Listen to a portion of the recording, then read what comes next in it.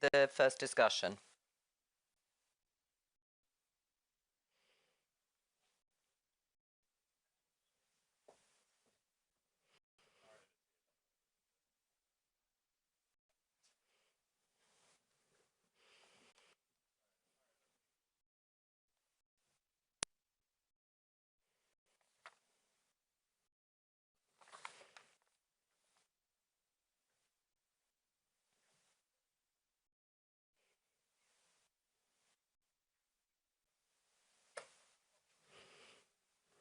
Thank you very much.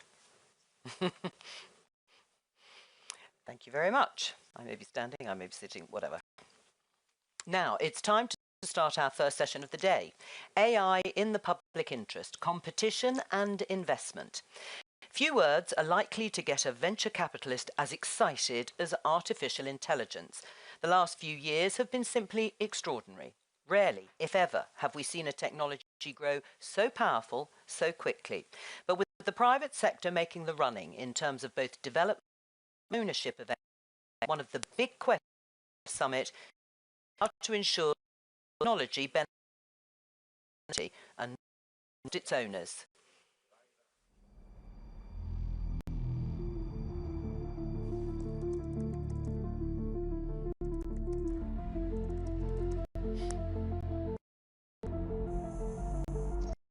We'll do anything that any human can do, possibly within the next year or two.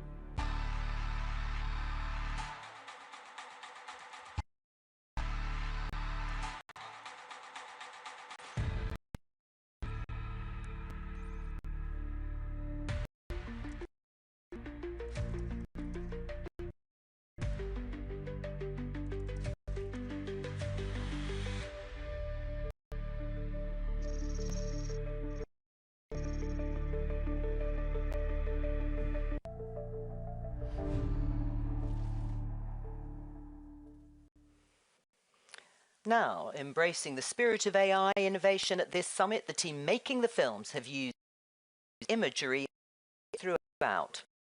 Come of that, but now it's a huge pleasure to introduce our first panel. Reid Hoffman, co-founder of LinkedIn, tech entrepreneur and former diplomat Ren Ito, co-founder of Sakal AI, Mariana Mazzucato, with the longest professor in economics of innovation and public value at London, and executive director of the Mozilla Foundation, Nabiha Saeed. And just a quick before we start, we'd love you to join in the conversation too, and you can do that by using the hashtag #PSEvents. Just a quick reminder before we start, and then we go to our guests. To go through them. I've actually got Mariana first.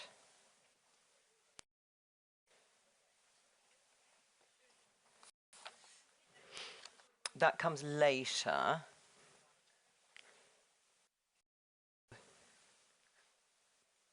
Hi.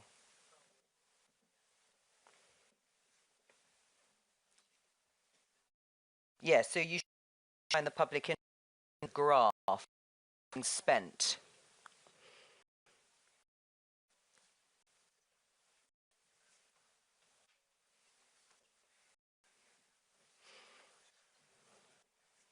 So I've got the graph, that's fine. So if we show the graph, you can see the difference there between what the UK government spends compared to Alphabet when it comes to the public interest. And then I'll go to Mariana. You might want to change the screen back on the auto cue. So once we've got that graph, that's fine. Then you've got your von der Leyen. Go for it.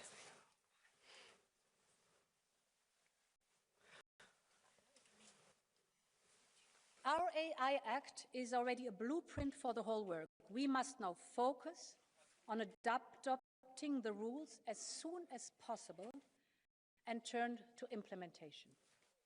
Yeah, that's fine. That was EU Chief von der Leyen speaking in 2023. Are you able to adjust the auto cue screen? To the auto cue. I think someone is fiddling around with the order.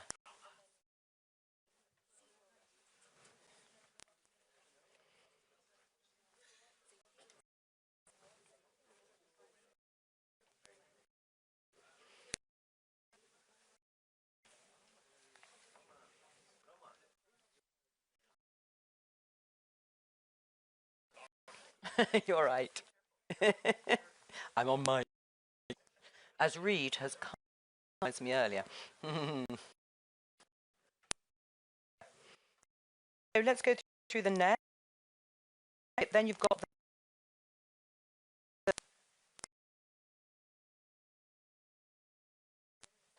Oh, sorry. Yes, you're absolutely right. After von der Leyen, let's have a listen to Trump.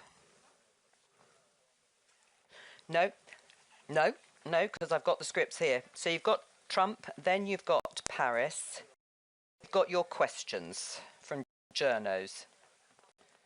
And I presume you play one and then the panel and then you play the second one. Okay, fine. Lovely. What I want to check is the order with which our guests are going. So I don't suppose it matters.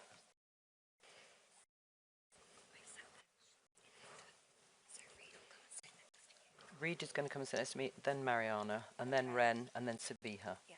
Nabiha, I should say. Fine. And do they know that? Hi, Ren.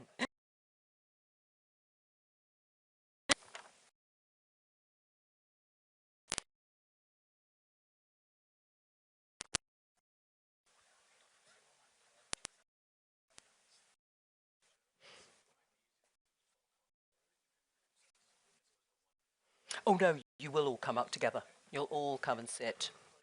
I will beckon you to come over. Octavia, in terms of the order with which I'm introducing, it's actually Reed, Ren, Mariana, and then Nabiha. Does it matter? No, I don't either. I mean, I know who they all are, so I'll chat to them.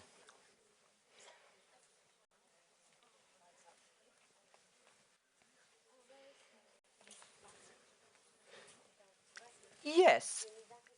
And do you want to put the auto back on? Okay, fine.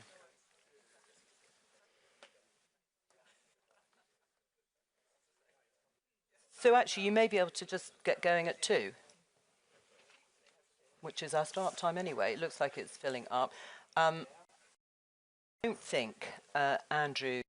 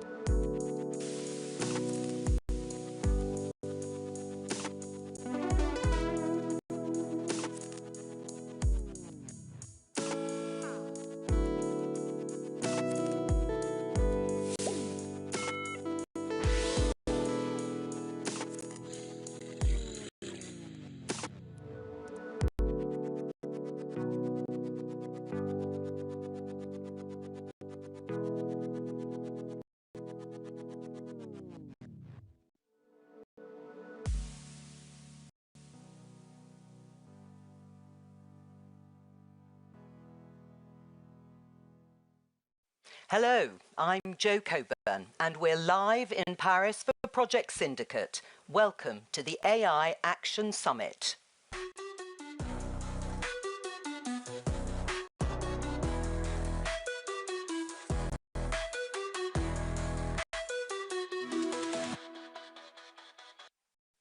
We're in the Grand Palais in Paris for the AI Action Summit. All around us in this building, heads of state are mingling with innovators, academics and more to shape the future of artificial intelligence.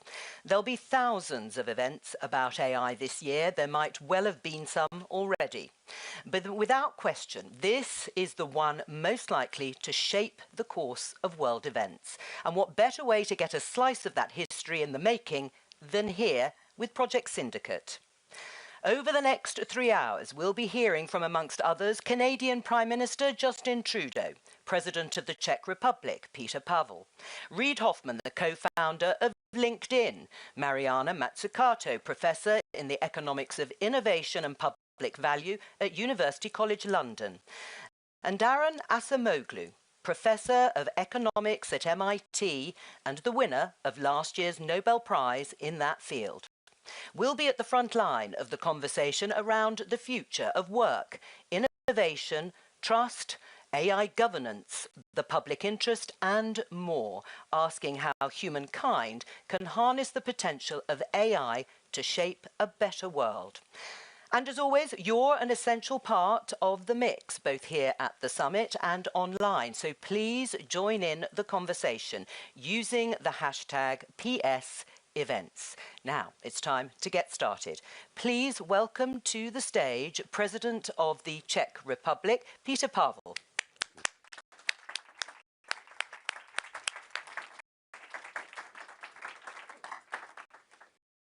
Excellencies, ladies and gentlemen, it is a great privilege to address you today here at the Grand Palais, a venue long associated with groundbreaking innovations.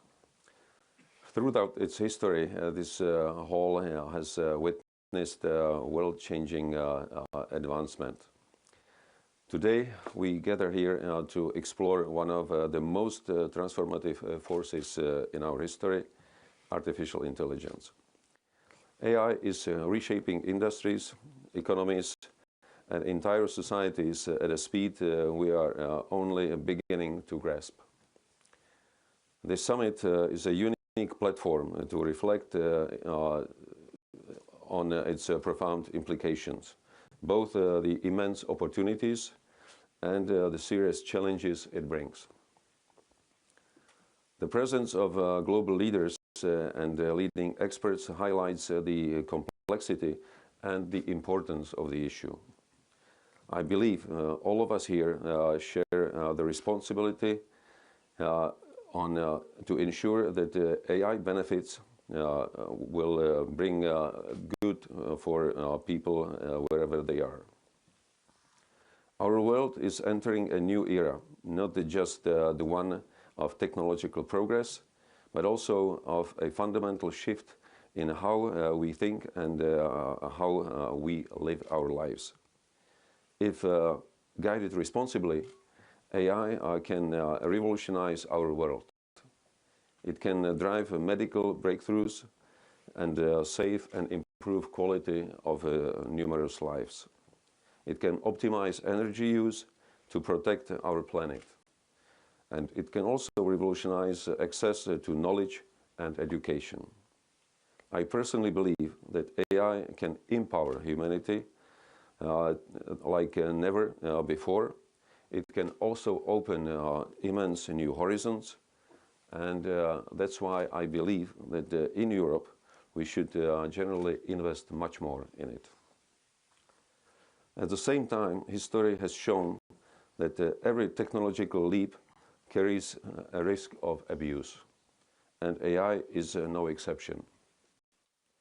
AI-driven crime is on the rise, with threats ranging from organized cybercriminal networks to state-sponsored hybrid warfare.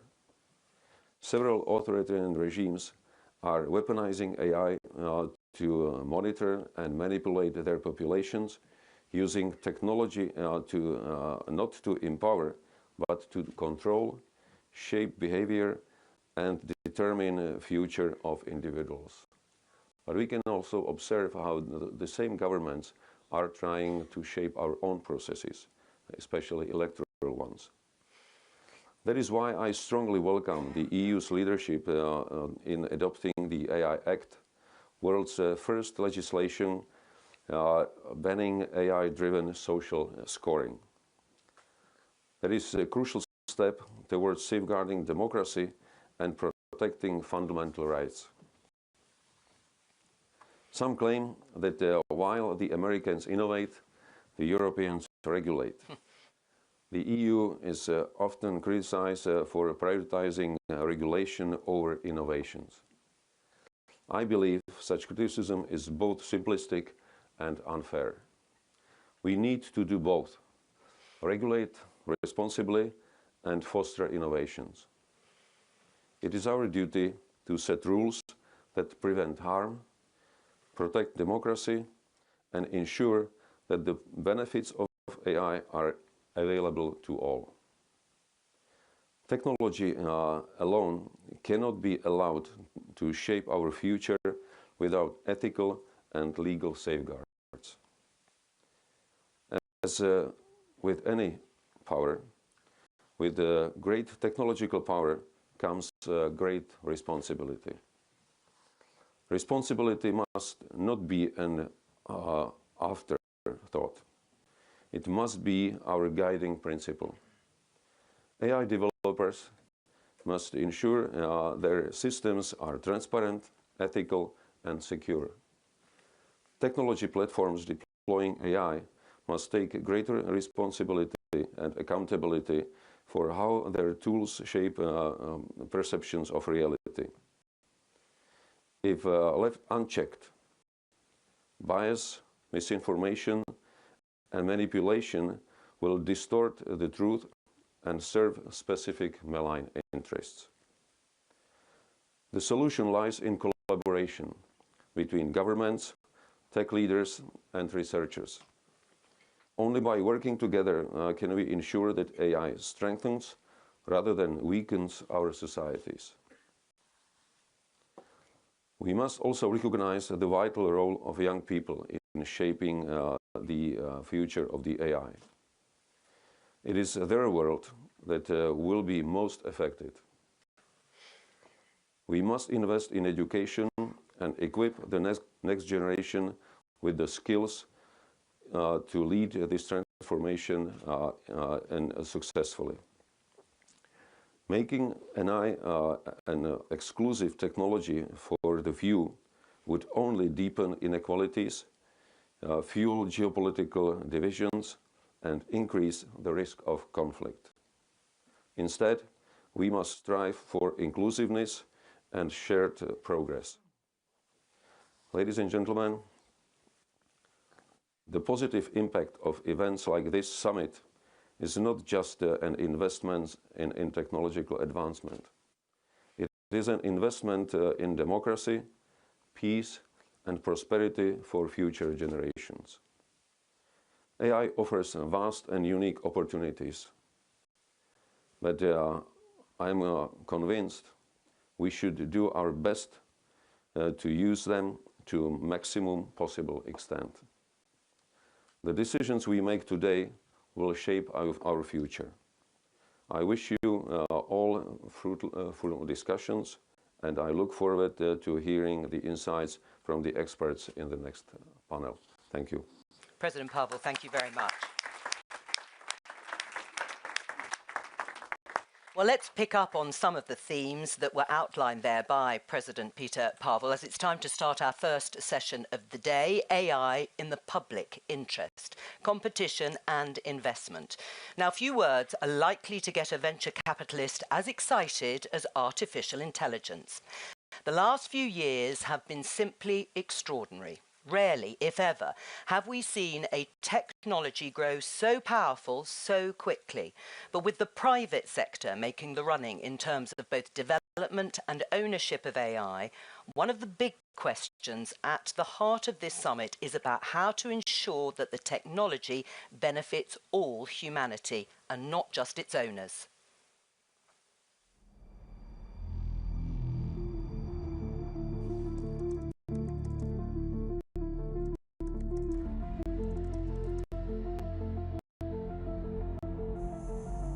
I think it'll be able to do anything that any human can do, possibly within the next year or two.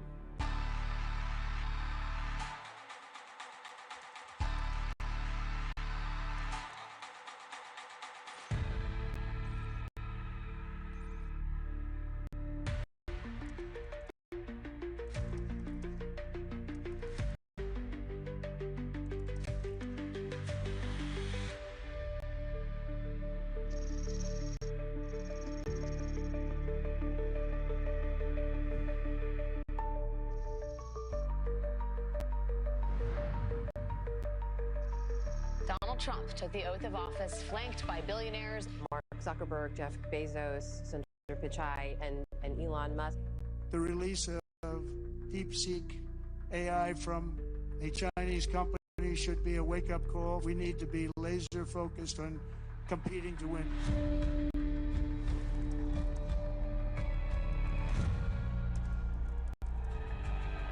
If this technology goes wrong, it can go quite wrong.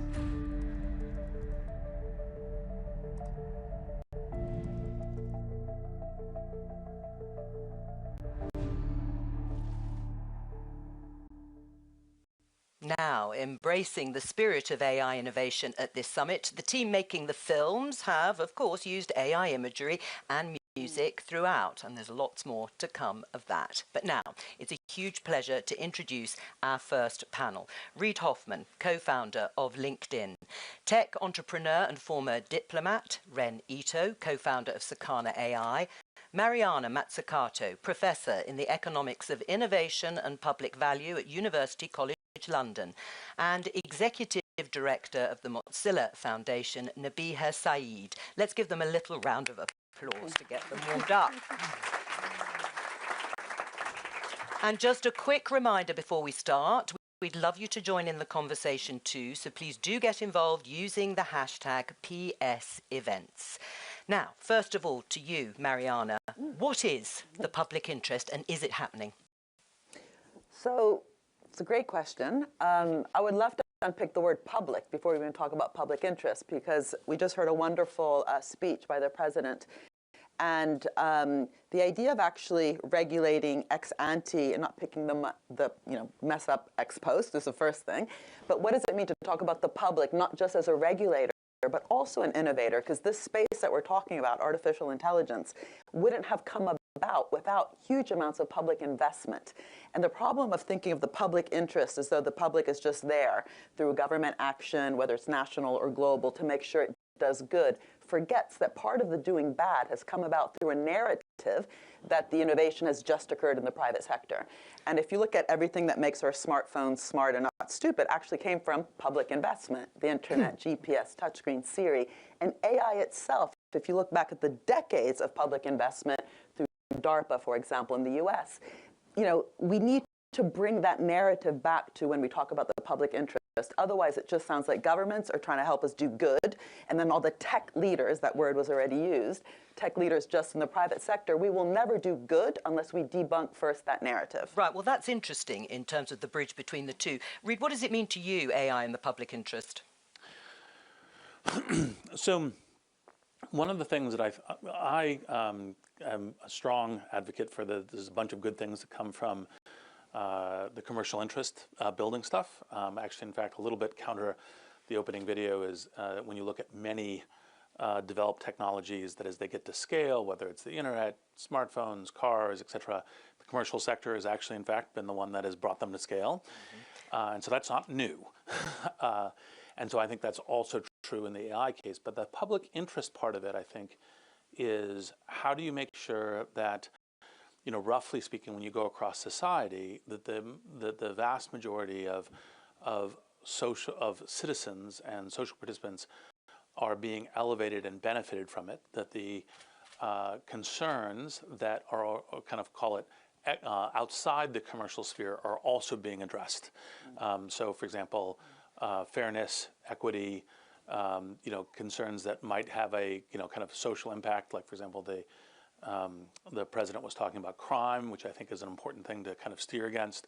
And so I think there's a set of those. Now I agree with Mariana that there's this frequent narrative of I alone have brought you this new technology. And actually, all of this builds upon lots of previous work, including work from universities and a number of other places. Right, but there is a difference in the amount of investment in many settings. So if we just show you this graph, just as an example, and you can see here the difference in terms of R&D investments in 2024. There's Alphabet nearly twice as much as the UK government.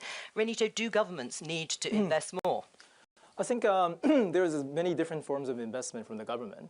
So what I like about when we're talking about this public interest and the intersection between the public policy and the private sector development, it's a true the stakeholder approach. So government is not just chucking in money to help developing the AI. It is shaping the future course of AI development by bringing in the voice of the civil society organization. Private sector is bringing in how we are technically developing AI.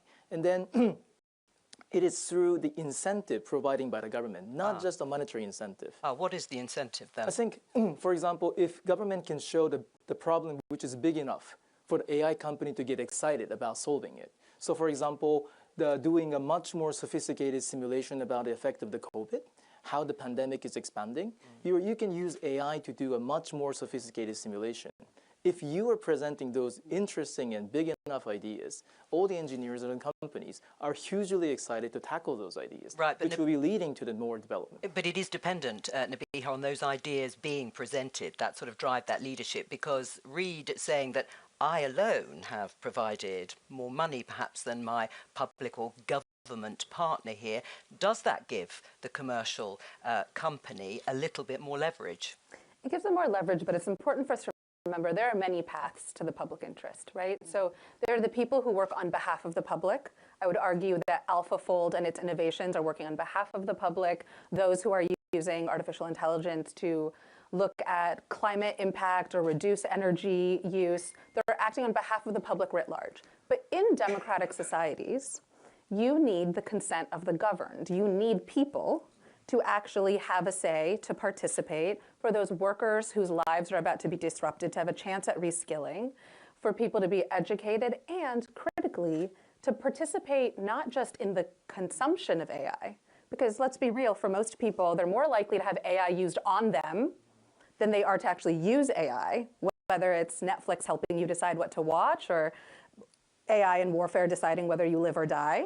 You are a subject of that technology. So how are we equipping people to actually use it, create it, engage in it? And that to me is why arguments around open source technology, for example, as a way to level the playing field and encourage participants to actually have a say, not just in the hyper-centralized, mega-rich, resourced organizations, is so critical for the public interest, because that is how we're going to get the public to even have a fighting chance.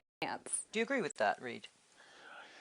Well, I was on the board of the Mozilla Corporation for 11 years, so I have a strong pro-open source general bias. In the case of AI models, which is open weights, I think it's a little bit more nuanced in terms of what you do. So I think open source is almost always really good because you have the collective ability to kind of check the code, validate it, kind of security, a bunch of other things, see how it's working.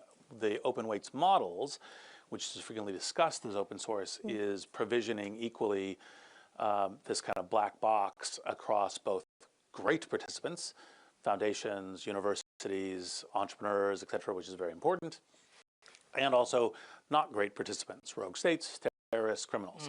And so I think part of what we need to be both working on, I think both universities, NGOs, and the commercial side is how do we get that enablement of the key players while also preventing, for example, as the president described, crime. Mariana? Yeah, I mean, just coming back to the question, first of all, that graph that you showed is really important because one of the questions is, where did that money even come from? So if in the past, at least, we managed to have government action, especially in the high-risk, capital-intensive phase of the research and development, but ultimately we ended up socializing risks and privatizing rewards, A. B, if lots of those rewards weren't taxed, because we know many of these companies have very, knowledgeably avoided and evaded tax, but also if, in the end, the talent that is now being brought into these 5 or 6 companies used to also reside in universities and a more distributed, decentralized network of agencies, but the huge amounts of money, which again, through some research, we call it algorithmic rents, because rents and profits are not the same thing, that itself is something we should be thinking about. So the talent drain from universities and the DARPA-type public labs around the world is a huge problem. So this isn't like a static picture saying, oh, the private sector is doing so much more than governments. It's being allowed to do so much more also because of this, again, privatization of the rewards that actually came about through a massive collective investment over the last 30 years. Right. I mean, just before we move on, I mean, this open and fair internet, the Mozilla Foundation obviously bases itself on that. I mean, if it doesn't exist now, maybe it does. Why doesn't it? The open and fair internet? Well, we had openness, and then we started to experience an internet that was mediated by platforms that had an invisible architecture that incentivized and made value out of your attention, right? Mm-hmm. Being herded on platforms that capture your attention turns you into a passive consumer. It's very different than when I got onto the internet way too early. With the act of creating and engaging and making your own things is a very different relationship with technology. I think we can get back to that. I say Mozilla is a wonderful place to be if you have defiant optimism about what the future holds. And I think we can get there, but we have a lot of work to do to equip people with that ability to build. Well, let's hold that thought of optimism. Let me just play you this clip from the European Commission President, Ursula von der Leyen. Our AI Act is already a blueprint for the whole work. We must now focus on adopting the rules as soon as possible and turn to implementation. Now, Ursula von der Leyen was speaking there in 2023. The act she's talking about, the bill was passed last year and partially came into law this year. Won't be fully implemented until 2028. I hope you're all still following me. What do you make of the EU's approach, Mariana, when it comes to, I think we heard President Pavel at the beginning say, they have this reputation of being regulators? Well, the irony is that we often hear, socialist Europe and capitalist America. And actually, again, if we look at the history of this sector, but also many sectors, the US government, Uncle Sam, actually spent much more than Europe. And so the real question that we should be asking is not buying into this false narrative, but what is that kind of dynamic, outcomes-oriented, what I've been calling mission-oriented, public-private kind of collaboration and true collective intelligence with the regulations that make sure, just like in the health sector or the food sector, it was good we had the regulation, not only because we are then eating and using medicines that don't kill us, but actually that then required the business sector to innovate, right? When we don't have regulation, you can actually be much lazier. And so actually having smart regulation that stimulates innovation in the public interest is the key point. But if you look at a lot of the narrative, both in the media and what's being said by politicians, we, again, haven't debunked this idea that actually the US had a more socialist innovation state, not a welfare state. We definitely have a more active welfare state in Europe, but we have massively underspent around health innovation, digital innovation, and even climate innovation compared to the US. Right, Red, do you think there is more to it than just regulation, perhaps setting apart the sort of reputation, the stereotypes that we set by various regions across the world? I think it's not just about a question about the regulation versus the innovation, which the President Pavel has just very eloquently mentioned in his keynote speech. But what I want to be focusing on is the video you showed me, Joe, is a video from the 2023. 2 years have passed. Yeah. What has changed? Which is, so back in the days, I had a luxury of only focusing on the foundation model. So the chart you showed me about this, whatever billions of dollars investing into the AI from the private sector, that is mostly about investing in making a foundation model. And then the quasi-monopoly you're talking about AI was pretty much centered around the question of who are making the models. Now things are getting more nuanced. Right, let's just look at this clip from President Donald Trump talking about investing in infrastructure to power AI. What we want to do is we want to keep it in this country. China is a competitor and others are competitors. We want it to be in this country, and we're making it available. I'm going to help a lot through emergency declarations because we have an emergency. We have to get this stuff built. I mean, there has been so much, Reed, as you know, talk around the world about how to respond and approach President Donald Trump. And in the field of AI, the relationship with big tech, what is it like in Silicon Valley at the moment? What is the sort of flavour of conversations that you're having? Well, I think one of the things, I mean, there's obviously been a lot of criticism of various things, which I think are, a bunch of it is right and is important. But I think that what is not as much discussed is I think it is extremely important for all governments to be in dialogue with the technology industry, because I think the exact questions that we are addressing here is a question of like, okay, so this AI is going to be the cognitive industrial revolution. What in, because if you parallel with the Industrial Revolution, it both gives you the wonder, which is the huge increase in productivity, industries, et cetera, and also the challenges, namely the transition that goes into with how society fits. And so I think those organizations being in dialogue with governments is great, and I think that the fact is that the Trump administration is staffing with people who understand the technology and so forth is also a feature. Right, and you think that's a good thing? Yes. Yes, more than dialogue or just dialogue? Well, I think dialogue is where it begins. I think that part of the question, for example, one of the mistakes I think when it gets to innovation, one of the hard questions I think we've danced around a little bit here is there is no innovation without risk, there is no innovation without making mistakes, there is no innovation without making errors. And so an approach that tries to say, hey, we're going to prevent the majority of errors, if that was approached before we put the cars on the road, we would not have cars on the road. We would not have electricity in the buildings, et cetera. You actually have to deploy, learn, and add in regulations. Like the car example is a good one because the industry and the consumers didn't want seatbelts. We knew specifically what harms were happening. And so they went and said, okay, now seatbelts, and you had to push the industry to make it happen. And it helps very much reduce fatalities. But it's on the basis of studying and knowing things. Nabiha, what do you think? Here's the difference between what's happening now and cars. When a car has a crash and someone goes through the window, you can see it, right?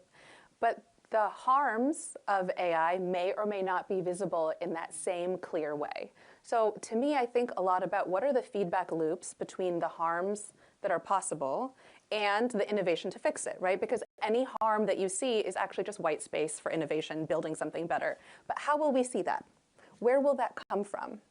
And to me, the importance of equipping civil society to understand how this technology works, to educate students so they know how it's working, for workers to understand how it's happening in their workplace, is not only to lift them up and have the positive innovation of the future, but also so we can course correct with the frequency and rapidity that we need for this to actually move in the right direction. Because the truth is, the rate of destroying things is a different rate than the rate of building things, right? It is easier to destroy than it is to build.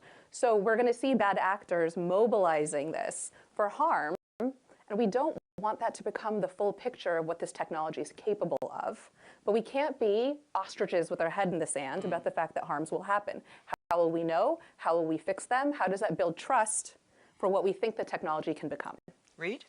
Well, actually, broad agreement, not surprising given the Mozilla shared background, but with the question of what you need to do as opposed to saying, hey, for example, some people say pause, stop until we can figure out all of these possible invisible harms, because there is millions and millions of possible negatives, and you don't get the future you want by just trying to wipe out all the negative ones.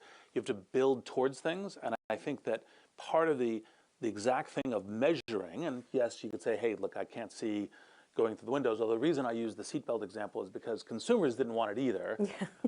And so even though they could see it, but I do think that making the invisible visible so that we can build the right innovation loops is precisely the kind of thing to be doing. And that's the work that the discourse around the industry is to try to make those the relevant things visible.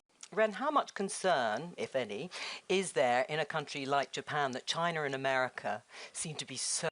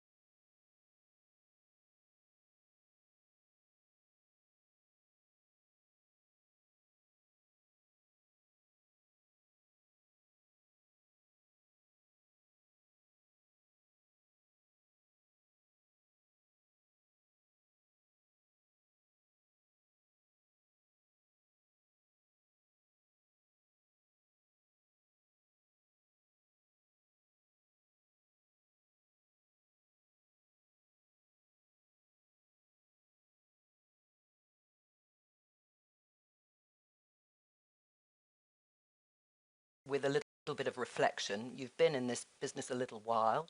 I don't know exactly how many years. You've seen waves of technological advancement. What do you think you can take from that sort of experience and history, witnessing what's happened in previous decades for this one?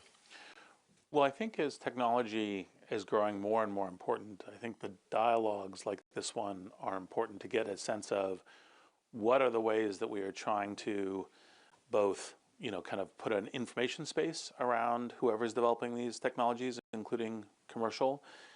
What are the ways that we nudge it and engage in kind of as we're kind of going down the road and building what is, kind of a partially unknown future, because it's kind of looking through a glass darkly about both, the risks and the opportunities. But I think that the tech companies now, I think more than ever, need to be able to articulate, here's our kind of our belief about what the kind of society needs are, what consumers, what kind of how individuals can participate. Here's how we're acting in terms of building our technology, and in order to have that dialogue of conversation about where we're going, because it's important that the broad interests of society, at least, have a dialogue around it. Can I ask one cheeky question then, since you've sort of broadly raised it? The comments from Mark Zuckerberg, for example, about saying maybe we now need to tilt a little bit more towards more freedom of speech and less censorship. That dialogue, does that involve pivoting one way or another while still keeping the broad principles that are good for society? Well, obviously, LinkedIn more reflects my point of view on these things. And, I think having civil dialogue and kind of a space for that, I think, is incredibly important. And what I would like to see more from the tech industry is less of a kind of a rollback where freedom of speech might mean, anti-vax misinformation or other kinds of things, and means more of a kind of a learning dialogue. And I think that it's important, however you get to the equivalent of fact-checking and other things, that we're innovating in that direction. Thank you. It's time for questions from journalists around the world. Let's have the first one.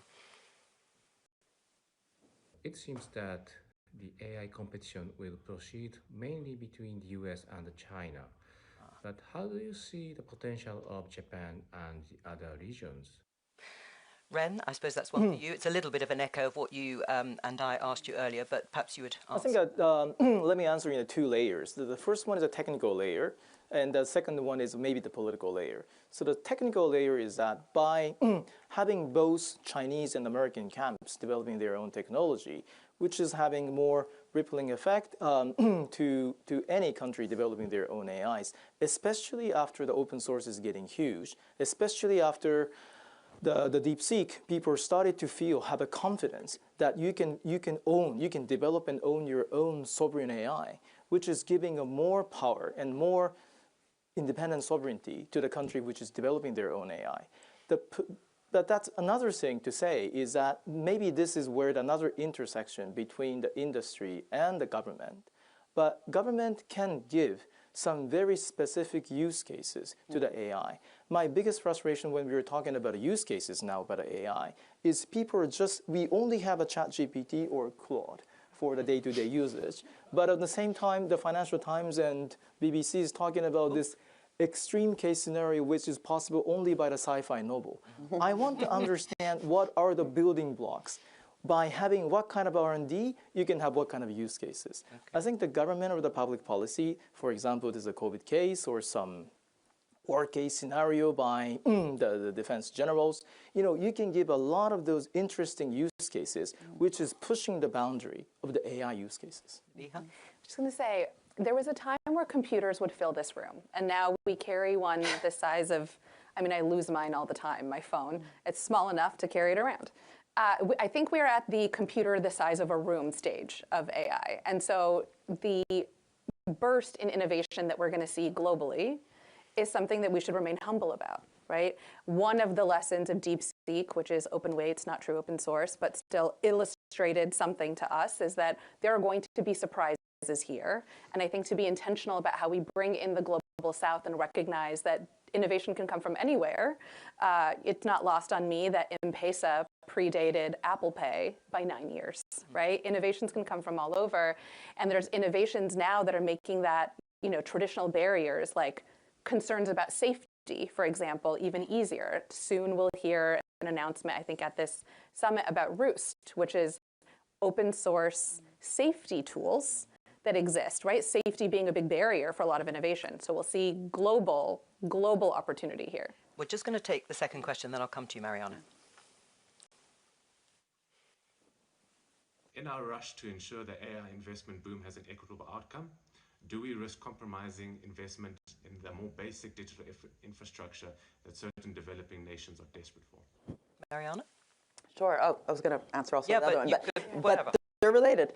I mean, what I find really interesting is that some countries are just obsessing about AI as a thing, as a technology. So industrial strategies will be like, we're going to invest in, in graphene, in AI, in automobiles, forgetting that actually AI is a general purpose technology that will be central to innovation in all those other sectors as well. And also forgetting a big lesson about the US military industrial complex is that no one actually said, we need the internet, we're going to be internet, superpower. They had problems to solve. The satellites had to communicate the internet. The Navy needed to know where all the ships were. GPS was the answer. So what are the big problems of our time? And those will, of course, differ between countries.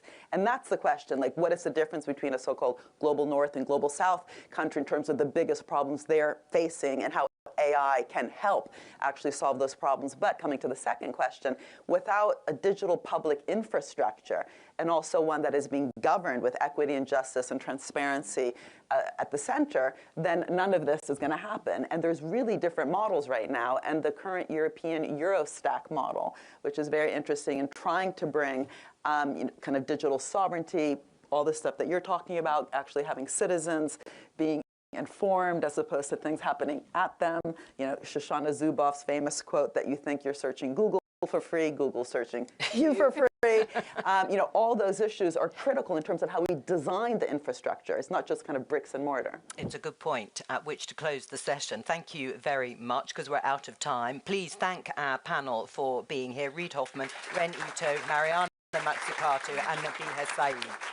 Thank you very much. It was fascinating. We'll be back in just under 5 minutes with our next session of the day, looking at AI and the future of work. To make sure you're not going anywhere, a call went out ahead of the summit for AI projects that serve the public good. Nearly 800 submissions came in, and we're shining a spotlight on 2 of them. Sorry. Hello. Hello. Thank you.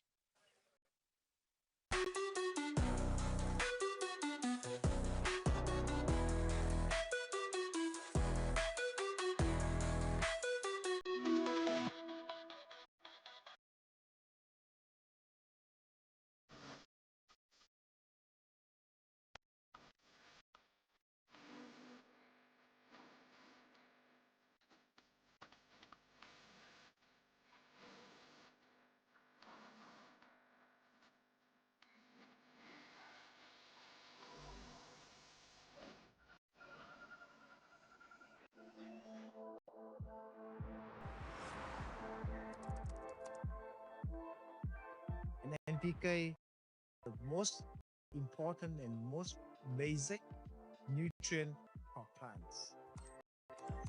The soil sensor can provide NPK readings at lab precision.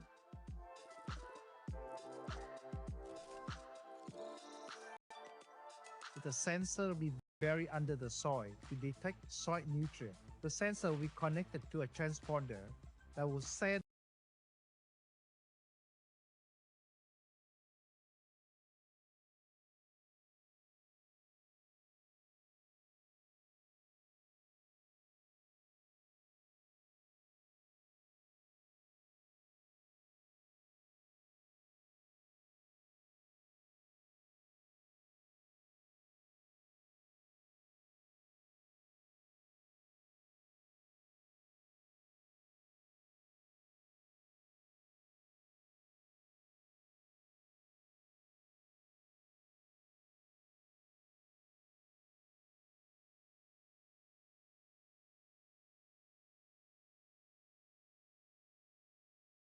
going well.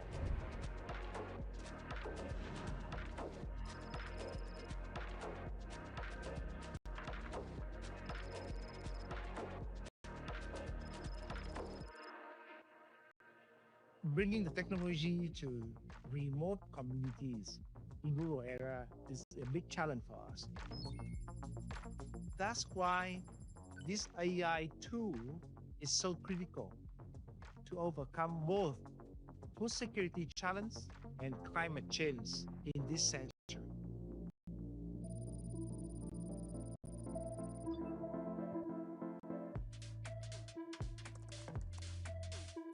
A little over 15% of the world's blind population resides in Africa.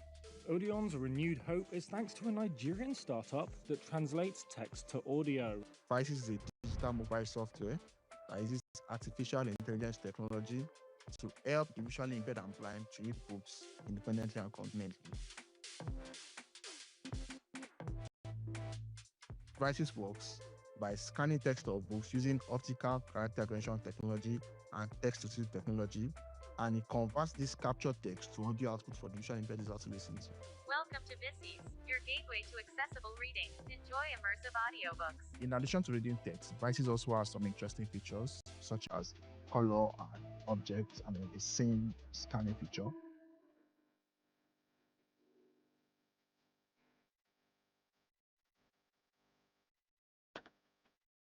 My message to the governments, especially the Nigerian government, for instance, is getting much more active in conversations that involve artificial intelligence, assisting developers, assisting entrepreneurs, pushing for building solutions that are tailored and majorly for Africans.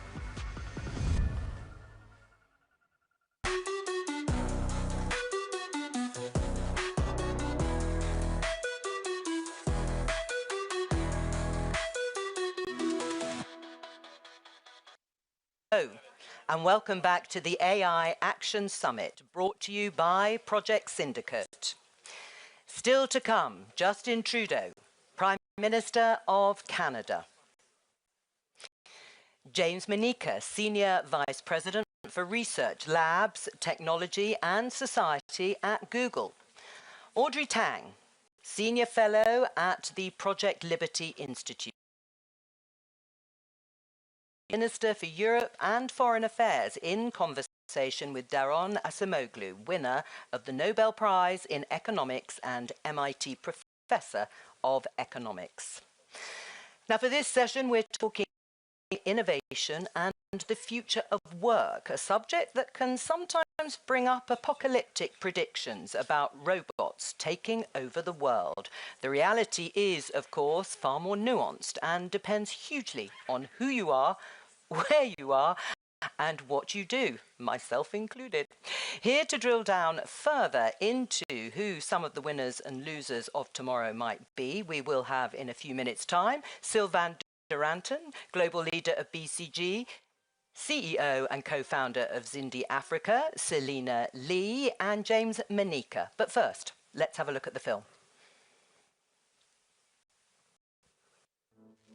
I'm Jo Coburn. Hello, I'm Jo Coburn. Hello, I'm Jo Coburn.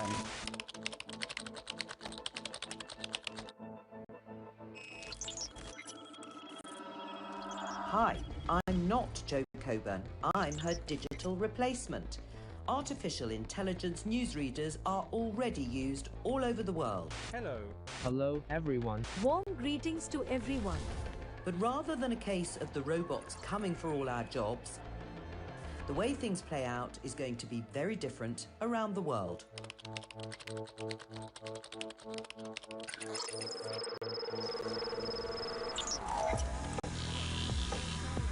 In Japan, with its aging population and low immigration levels, AI could fill labour shortages.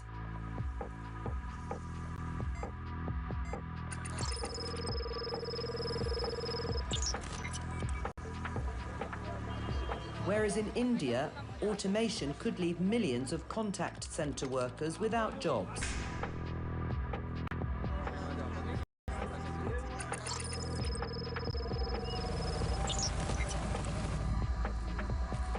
AI has huge potential to help some of the world's poorest farmers, improving crop yields and boosting productivity.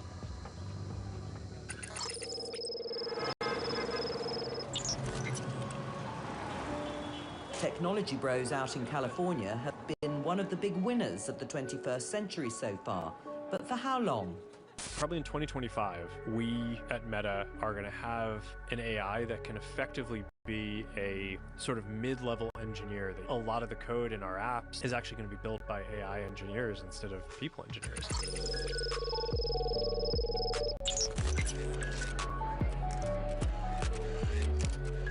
AI is quite likely the fastest evolving technology the world has ever seen. There will be huge winners and huge losers. For policymakers, is keeping up quite simply mission impossible.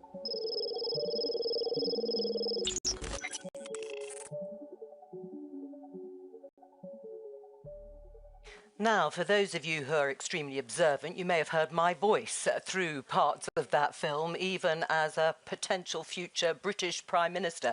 I found it all slightly disorientating, I should say, but fascinating. We're waiting for our third guest, but in the meantime, let me introduce our guests who are here for this discussion, which is about AI and work, the possibilities and presumably the risks and concerns. Sylvain Duranton, Global Leader of BCGX, CEO and co-founder of Zindi Africa, Selina Lee, and James Manika. Hello again, welcome. Currently President for Research Technology and Society at Google and Alphabet, and also the co-chair of the UN High-Level Advisory Body on Artificial Intelligence. Let's give them a warm welcome. James, can I start with you? I know you were last in, and that might be a bit unfair, but I'm going to start with you anyway. What are the major trends when we talk about AI and work? The jobs that will be replaced and the jobs that might be created? Well, thank you. Delighted to be here. I think most of the research we see and have been involved in suggests that basically three things are going to happen. There'll be some jobs that will be lost. These are jobs where many of the constituent tasks are ones that can be easily automated. So we'll see a decline in those. There'll be some jobs gained. These are either new jobs that will be created, but also demand for existing jobs that will actually go up as a result of the effects of AI and automation. And then the third thing that will happen is what you might think of as jobs changed. In fact, this is actually the bigger part. This is the amount of jobs that will change because AI is complementing how those jobs are done, and so those jobs will change. We actually think the estimates that I've seen in some of the research suggest that as much as 2/3 of jobs are actually going to be in that category of jobs changed, where the augmentation effect is going to be quite substantial. What sort of timescale are we talking about broadly here? This is looking at, say, the next decade or two, which is about as far as you can think about in terms of the kind of research that informs this. Right.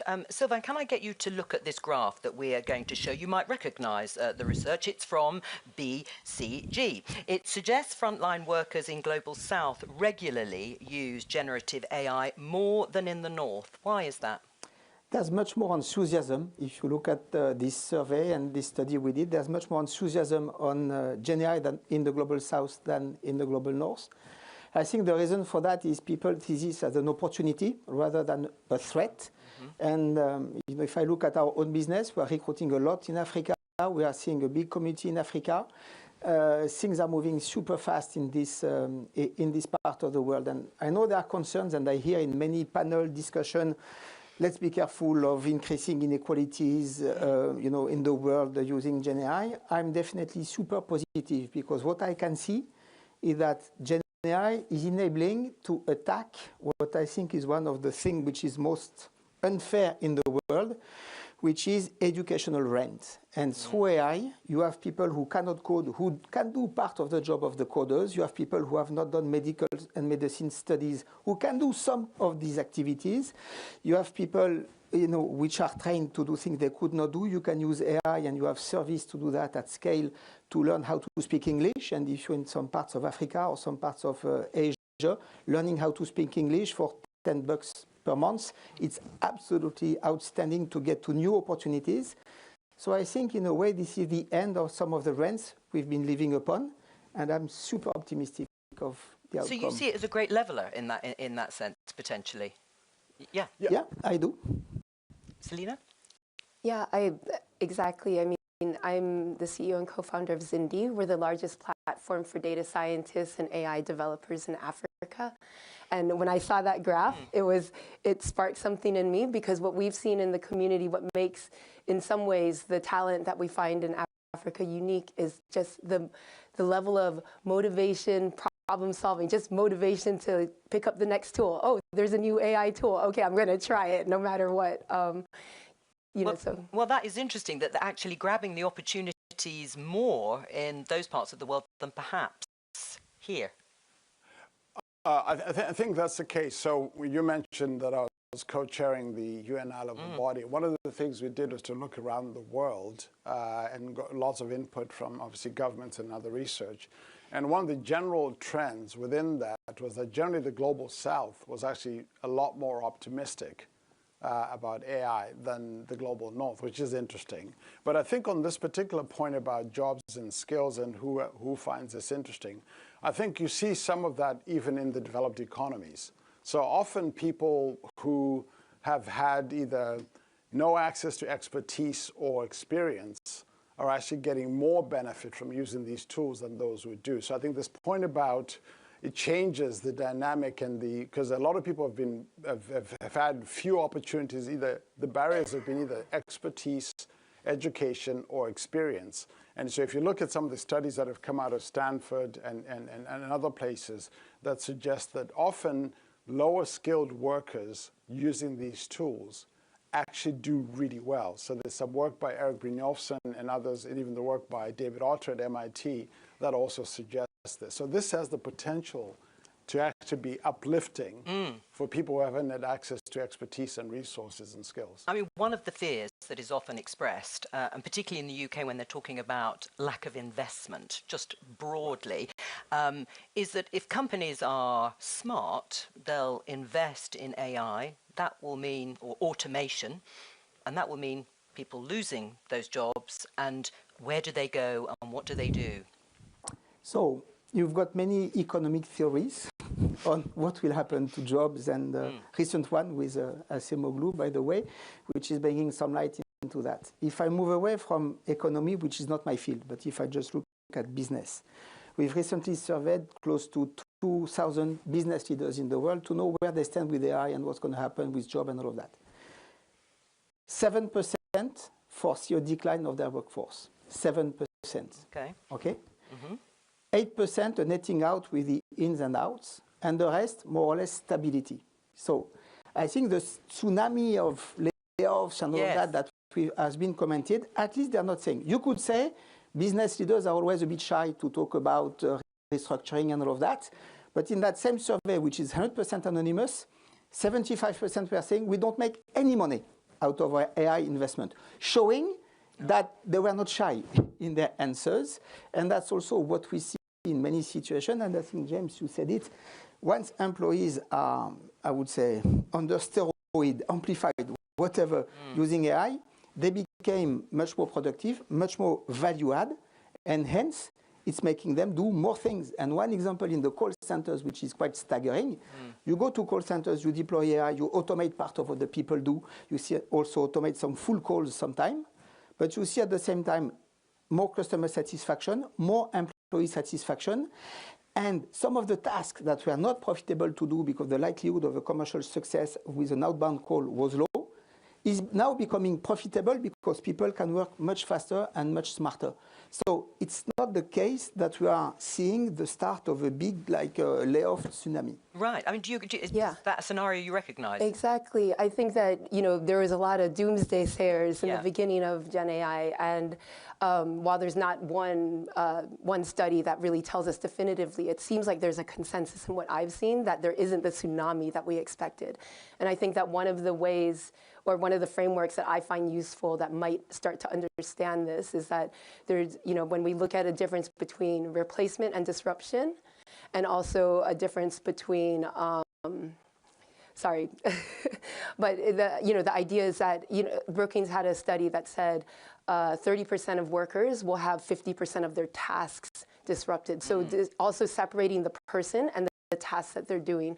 So in a way, I think I totally agree that what it's been proving to do is be an enhancer of the talent that is there. But the reskilling is absolutely critical in that sense. Right. Well, let's pick up on the reskilling because we're talking about one half of the equation, if you like, and it's great to hear that you don't really see these doomsday scenarios. So how do you incentivize that skilling or upskilling once AI is doing some of the tasks that we do?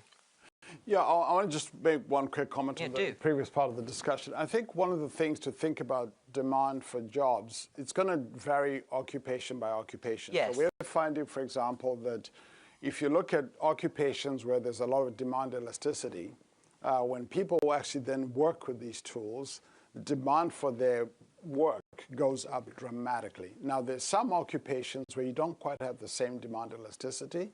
You may not see the growth in occupations, and you may see more displacement. In fact, there was a wonderful, very detailed study that the International Labour Organization just did looking across 140 countries, looking at something like 400 occupations. And the net result in that work was that something like the augmentation effect was actually 6 times the displacement effect, but the picture varied a lot, occupation by occupation. Well, give us a flavour of the occupations. We're all dying to know in our occupations, are we still going to be in jobs, James, in 5 years' time? No, so take occupations like the one that's often cited in these studies, radiologists.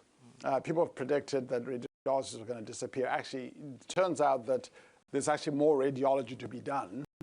So the demand has actually gone up. So the demand for radiologists, even as they've been assisted by this technology, have actually gone up dramatically. So that's an example of an occupation where there's more demand for it. We just haven't been serving enough of it. Now, there'll be other occupations where the amount of demand for that activity is fixed, if you like.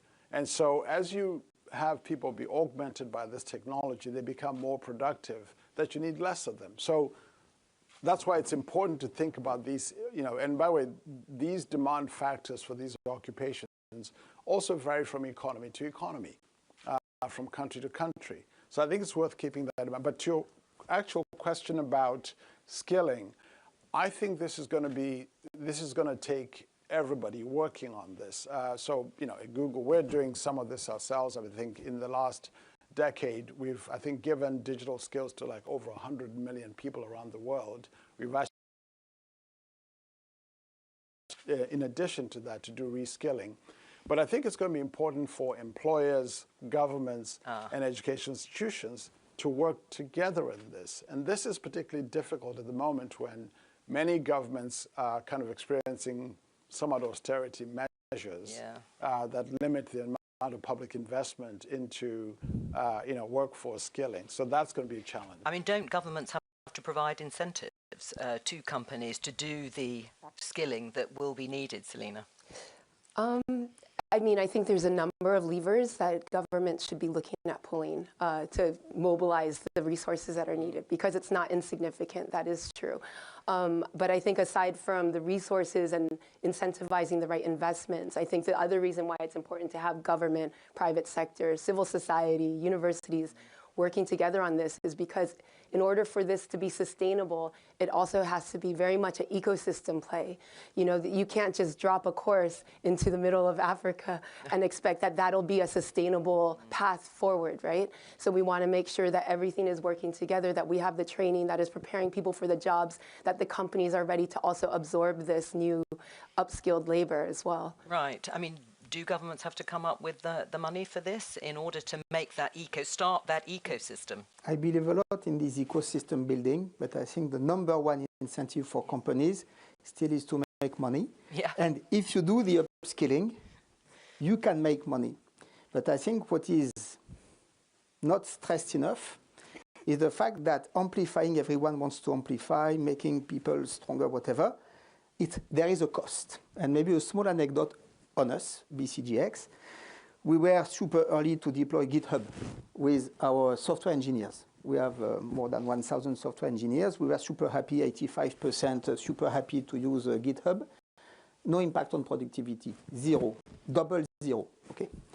And we sort of tried to understand, and basically they use GitHub like you would use Word autocomplete. I start a line, it gives me the end, I pick for 3 options, it takes a bit of time, it prompts the next line, I see what I can do. Then we said, okay, there's more to do with that, and we also started some work with client on that. And in the end, we have a way to get to 2x productivity on our own software engineers. But to do that, we need a coach who knows exactly how to change the way people work, because it's not like I just autocomplete. It's a different way to think about user journey, spec development, coding, testing, and all of that. We need one coach for one squad, call it 10 people, for 4 weeks. Okay. And we have 3,000 people. Okay. So the big cost is not the GitHub license, it's the cost of amplification. And if you do not do that, you don't amplify anyone, and you just make the software companies richer. Interesting. Yeah. I was going to add that I think your commentary is spot on. Incentives matter here too. One of the examples to look at is if you look at most economic systems in most countries, we've created enormous incentives for companies to invest in capital. They get, capital, capex write-off, R&D incentives. There's a lot of firepower in terms of incentives to invest in those kinds of things. If you compare the amount of incentives set up for companies to invest in human capital, they're much less. So this is, I think, one of the things that's going to need to change, which is how do we create incentives, equivalent, not instead of, but equivalent to the kinds of incentives we give companies to invest in capital, to also invest in reskilling. I think this is particularly important. While, at some level, companies like Google, we can do these things. If you're a company in, say, the retail sector, where the average tenure of your employee might be 6 months, think about whether, to what extent are you going to invest in skilling when you've got that kind of tenure on the job. So I think the role of incentives in some sectors is going to matter a lot. Right. Well, how will companies, smaller companies or farming, or, how are they going to manage that sort of transition, Selina? So the transition into using AI. And to be skill their workforce if, as you say, they're more insecure, it's more transient, it's sort of short-term contract. I think right now we're talking about companies skilling their own teams and their own employees, but I think it's a much broader conversation, right? It's something where the general public needs access to these types of skills, no matter what job they're in. We've had people on the Zindi platform who went from being a chef into the AI space and now working as a machine learning engineer, at a big company in South Africa. So we don't want to just say, okay, within the company. So I think, just like I said, this whole ecosystem has to be lifted. I think I want to say something about the upskilling, though. Like this, this AI revolution is opening up 2 different angles that we have to pay attention to in upskilling. One is, yes, retooling the people who are working in marketing, the attorneys, everything. The accountants can use AI tools in different ways. Just as you were saying, they didn't know how to use GitHub to its optimal. So how do we do that? But then secondly, it's also opening up on the other end a whole new set of careers that didn't exist before, building the AI solutions. And so that's also where we need to invest in as well. Right. Sylvain, you're nodding in agreement. That also needs to be a focus. Moving, as you've said, Selina, from one occupation into an AI space. Yes, I think, and there will be broad use of AI, and we are seeing in some parts of the world, in Southeast Asia, for instance, a lot of independent farmers starting to use AI solutions for, to just do better their farming and increase the yield on their crop. Just wanted, James, on what you said on the incentive. I completely agree. I think it's super important, especially in Europe. I think in Europe, it's trying to avoid disincentive to employ people and to work. There were some talks about taxing robots. Why not? I don't know. But I think in any case, to your point, I think thinking through the rebalancing of capital versus human capital in terms of tax could be something that would be very important, because we have to defend jobs, and amplified and very productive jobs. Yeah, you know, one of the things that is exciting, though, is that one of the remarkable things about this technology, unlike previous digital technologies were always historically thought of as what's called skill-biased technical change, meaning the more educated, high-skilled workers got the most out of it in terms of their jobs. This could reverse that. Do you really think so? Well, think about what level of training do you need to be able to interact with an AI model? Very little. You can describe things in ordinary language, and then you can get the tools to do these extraordinary things. So the barrier to use these tools is much, much, much lower. In fact, it might even reframe the question: what do we even mean by training, actually? Because a lot of these tools don't need a lot of kind of formal training in the way that we've thought about training before. I think that's an opportunity. That's an opportunity. Okay. So I think the more we can also even just think about how to drive adoption by both, workers using these tools. I think, in some ways the workforce that's at risk is the workforce. People are not at risk from machines. I think people are at risk from people using machines. If that makes sense. Yes. Right. So I think the workers who are going to be using these tools are going to be a lot more productive than those who don't. Oh, wow. You heard it here first, very briefly, and then we have to finish. Selena, go on. Well, I just want to go back to the other part of the builders of the AI solutions. Yeah. And, I think you're totally right. Sometimes when people ask me, do you use AI? But it's like, if you use software, if you use LinkedIn, if you use your Gmail, you are using AI every single day. So I think the key is that you're right, like people are using software that is powered by AI. So how do we make sure that that software is geared and adapted to the specific context of the market needs in any context? And I think that, in my experience in Africa, the software isn't always adapted to that specific context, right? So we want to make sure that the builders of those solutions, of the software, of the products, understand the market. And the best way we can do that is by diversifying the people who are building the AI solutions. So much to think about, and we could go on, I know, but we can't. Please thank Sylvain Duranton, Selena Lee, and James Minica for joining us. It is all we have time for this session, but there is still lots more from us today. Still to come, Justin Trudeau, Prime Minister of Canada, Jean-Paul Barrot, France's Minister of Europe and Foreign Affairs of France, and Darren Acemoglu, Professor of Economics at MIT and the winner of last year's Nobel Prize in that field. But for now, we're going to take a short break and come back in about half an hour. Bye. Thank you very much. Thank you. Oh, thank you for the work you're doing. Thank you.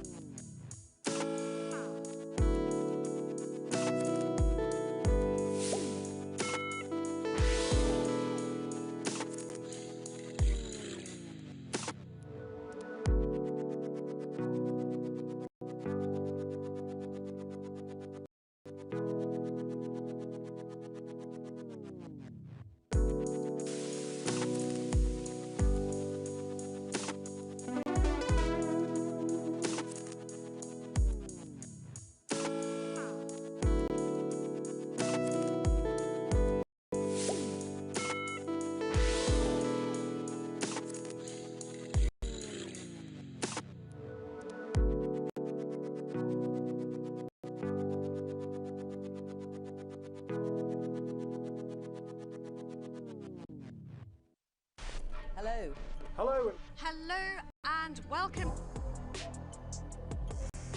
We're live in New York City for Climate Week. This Project Syndicate conference today with some great speakers. We're coming together to discuss a topic no less important than the future of life on Earth. We've just entered what is the decisive decade.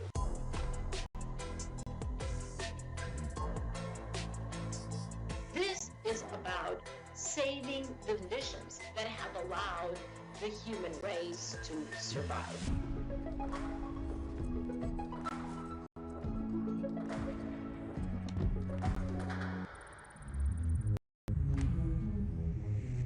The world's green recovery from the pandemic is the centre of a virtual conference which will feature speakers from across the world. It's time to open up the floor with questions from journalists around the world. Leaders need to listen. The choice is a radical change today or disaster tomorrow. The crisis of relevance of the United Nations is, I think, much bigger than many people want to admit. So the question is, are we ready to change?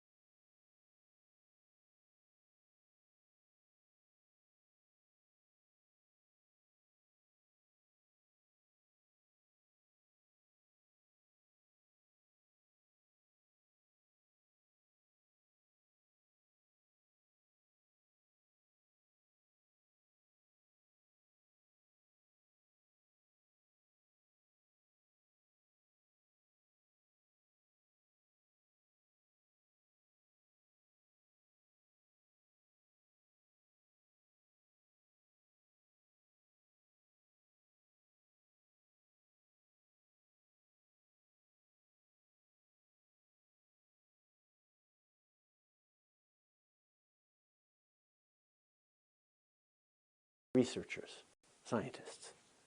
That's where the leadership of the world's 7 most advanced industrialized economies is so important. See, this year, Canada is once again presiding the G7, and once again, AI will be on the agenda, with 3 pillars this time: powering it, adopting it, and sharing it. First, G7 leaders will be working to make sure we have a plan in place so our economies have access to clean and reliable energy to power AI. And on the flip side, find ways to leverage AI to find and create new power sources, improve efficiency, and build more flexible and reliable energy grids. Second, on adoption, we'll be working to empower leaders like you to drive further economic growth around the world, which means ensuring that workers, that small and medium-sized businesses also benefit from AI's technological infrastructure and innovation to improve their productivity, enhance their competitiveness, and create more and better jobs for everyone. And the third pillar is on making sure we share the AI revolution with the world so that developing countries can be included in this technological transformation and not just reap its benefits, but drive it forward in new and creative ways that we need to see. If AI truly lifts up emerging economies and empowers their citizens, we will all prosper. It comes down to building trust. Once workers see that AI, rather than taking their jobs, is instead assisting, enabling, and empowering them, they'll be more ready to embrace it at work and at home. Once investors see businesses thrive thanks to AI innovation, they'll be more confident when investing in entrepreneurs who lean on it. Let's show workers that AI can be a powerful tool in their hands, in their toolbox. Let's show small businesses that adoption means growth. Let's show markets that this is not a bubble. Let's show our citizens that we have the frameworks in place to build that necessary trust in a time of change. As with all new technologies, the first few years of development are a bit rock and roll. Governments and businesses are facing new challenges, new disruptions, but also new opportunities. That's why the path forward must be working together with like-minded partners as we maintain the competition that is healthy for innovation, but keeping in mind the requirements to keep people safe. The technologies we are building right now will have massive transformative impacts on every aspect of our lives. And you can speak to anyone in this entire conference. Nobody will say with certainty what the future is going to look like 10 years from now. What'll be great about it, what'll be terrible about it. But right now, we have a responsibility to be having those conversations that figures out how we make sure that we're being really thoughtful about the world we are creating. Because now is when it's being decided, here and everywhere else around the world. But allow me for a moment, in front of an audience from every corner of the world, to be very, very proud of Canada and of Canadians. If you're looking for a strong AI partner, a reliable AI partner, a trustworthy AI partner, Canada is it. We have renowned academic institutions, innovative businesses, prolific tech incubators, and the best educated workforce of all OECD countries. We're home to brilliant minds like Joshua Bengio, Jeffrey Hinton, and Rich Sutton, and innovative businesses like Cohere and Erudi. We have the critical minerals needed to build this technological revolution, specialized semiconductor expertise, and one of the world's cleanest electricity grids. And yes, we're reasonable and always polite. We have all the building blocks for the future of the world's economy. Sure, It gets cold in Canada. But I know that a room filled with researchers in AI and investors in AI can get excited at a place that's 30 below for a few times of the year, which means half price on cooling for your data centers. Canada is a global leader when it comes to nuclear energy as well. From vast reserves of high-quality uranium to top scientists and nuclear engineers to the practical expertise that comes with large-scale operations and innovation for decades. And by the way, let me say this once and for all, as an environmentalist, for me, the debate is over. Large-scale nuclear reactors must be part of the solution for the future, because if we're not willing to embrace nuclear now, then coal-powered AI from other parts of the world will shape the coming decades for the worse. Si je vous dis ça, c'est pas juste pour vanter tous les mérites du Canada. C'est pour illustrer les résultats de choix stratégiques qu'on a faits pour bâtir une économie qui est prête pour le futur. Tout ça, c'est pas arrivé par accident. C'est arrivé parce qu'on a cru au potentiel de nos travailleurs, entrepreneurs et innovateurs. Parce qu'on a investi et on va investir pour les appuyer. Comme on l'a fait dès 2017 avec notre stratégie pan-canadienne en matière d'IA, une première dans le monde. Malgré tous les défis auxquels on fait face, je suis profondément optimiste quant à l'avenir de l'intelligence artificielle. L'IA est déjà en train de révolutionner le monde de la médecine en aidant à diagnostiquer des patients et à trouver de nouveaux traitements et en développement de nouveaux antibiotiques capables de s'attaquer aux bactéries résistantes aux antibiotiques. L'IA peut améliorer l'efficacité de nos chaînes d'approvisionnement et de nos entreprises grandes et petites. Elle peut faire de même avec les gouvernements et améliorer les services rendus aux citoyens à un moment où la confiance dans nos institutions est plus importante que jamais. Elle peut nous permettre d'éviter le gaspillage alimentaire, rendre nos professionnels plus autonomes et compétitifs. L'IA peut même nous aider à surmonter le plus grand défi auquel on fait face comme espèce, les changements climatiques, à condition qu'elle soit elle-même alimentée par des énergies vertes. Si on fait ça comme du monde, l'IA peut améliorer la vie de chaque citoyen et élever leur travail pour refléter leur plein potentiel, pas juste dans les pays avancés, mais partout dans le monde. Mais pour ça, nous devons tous être responsables et penser pas seulement au court terme ou à l'immédiat, mais aux conséquences de nos choix, de nos inclusions, de nos algorithmes, de nos recherches, qui vont avoir un impact profond pour les années à venir. Mais bien sûr, quand je rencontre des gens créatifs et innovateurs qui sont en train de bâtir cet avenir, c'est impossible pour moi de ne pas être optimiste et même inspiré. J'ai aucun doute que si on travaille tous ensemble de façon raisonnée et raisonnable, de grandes choses nous attendent. Dans les mots du président François Mitterrand, dans une citation que j'ai toujours trouvée un peu plutôt lapalicienne, mais apte, il y a toujours un avenir pour ceux qui pensent à l'avenir. Merci beaucoup. Thank you all. Have a good panel. Merci beaucoup.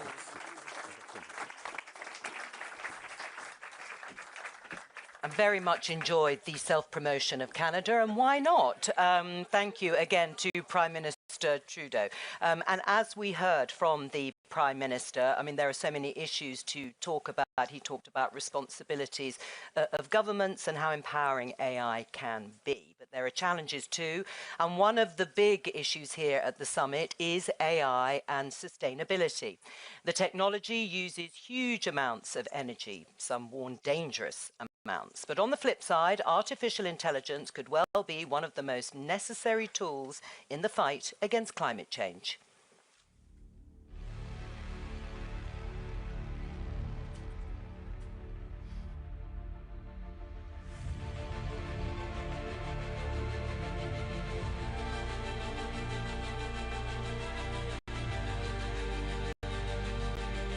Power power used by data centers could double by 2026. Globally, data centers alone would be using as much electricity as Japan. In just one day, the average data center could use 300,000 gallons of water to cool itself.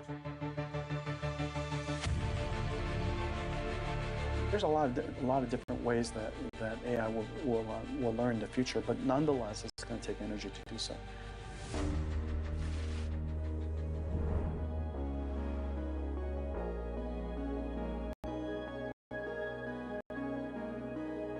The big breakthroughs come when AI teaches you about material science, like, okay, I can make a solar cell without using silicon, helping you with that fundamental design of the green product.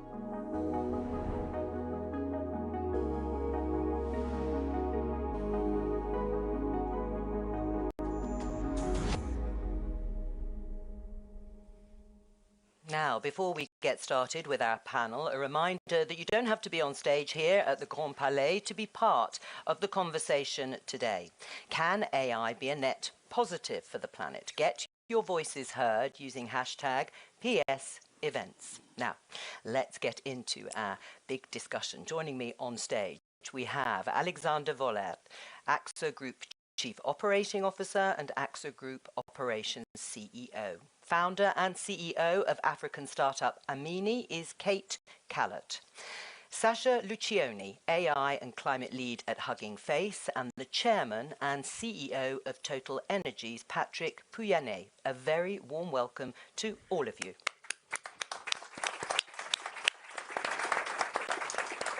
Sasha, I'm going to start with you, just to give you a little heads up, but let's take a look at a clip I think we can show you now. If you look at electricity use in Ireland, 21% of it is used by data centres, which is a massive amount. When you look at water use, each one uses between 500,000 litres and 5 million.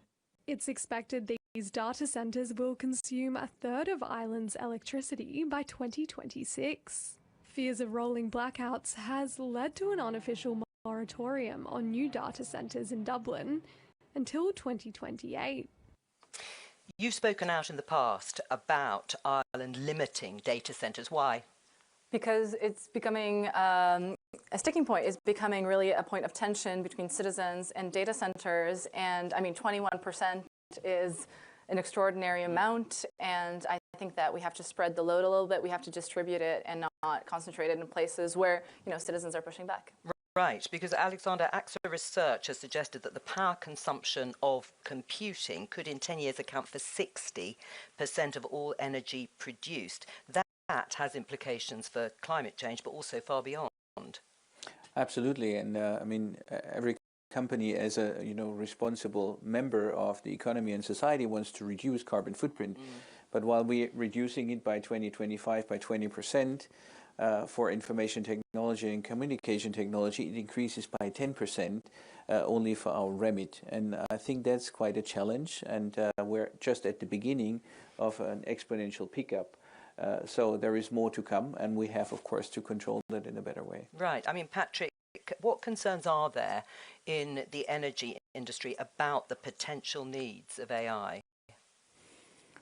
We know that today these data centers represent 2 to 3% of the global energy demand. By 2030, there are different analyses, but it's probably double to triple, so 4, 5, 6%, which is a big increase because at the same time, I remind you, because of climate change, we are all driving for controlling energy consumption, in fact, to be more efficient. So, and in fact, the reality is that the main challenge for us is that these entrepreneurs, they want immediately, tomorrow morning, this energy to be available, So they want it available today, they want it reliable, and they want it also affordable, because price is of essence, always with energy. And sometimes they can forget the sustainability part of it, because the rush to energy could lead, for example, we have listened last 10 days ago to the speech of the new president in the US, these big data parks, where you will put together behind the meters some data centers and factories of gas-fired power plant, obviously, might will be source of more CO2. So that's a challenge. And to combine, in fact, so the urgency, I would say, there again, with the capacity of the industry to deliver this electricity, knowing that we face in the world, I would say, some issues sometimes with the grid's reliability. So it comes at a time where we're also transitioning the way we produce electricity. And so it's an additional challenge. But of course, for us, it's a new market, so plenty of opportunities as well to develop new ways to produce and efficiently this electricity. But when that tension is there, you call it a challenge, and it is a challenge. Will sustainability and reducing our carbon footprint be put to one side in order to get the sort of reliable, affordable streams of energy while AI is being developed? Sasha?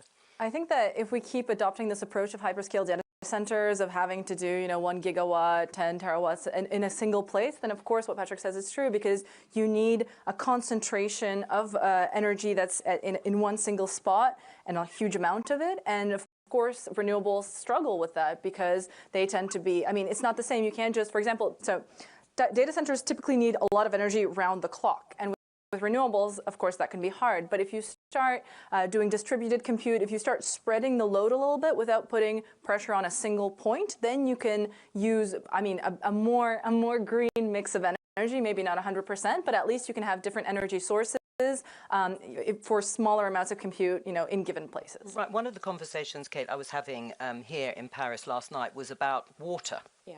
Because everyone talks about energy, and this young woman was saying to me, but we need to now really focus on where these data centers are being built because of the amounts of water that are going to be needed.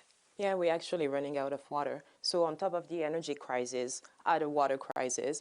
And by 2030, we will be at 40% more of the water that's available in the world. So we've been talking about agriculture consuming a lot of water, trying to transition farmers to regenerative agriculture to save more water. We've been going after the fashion industry to tell them to also save more water because your T-shirt consumes gallons and gallons of water.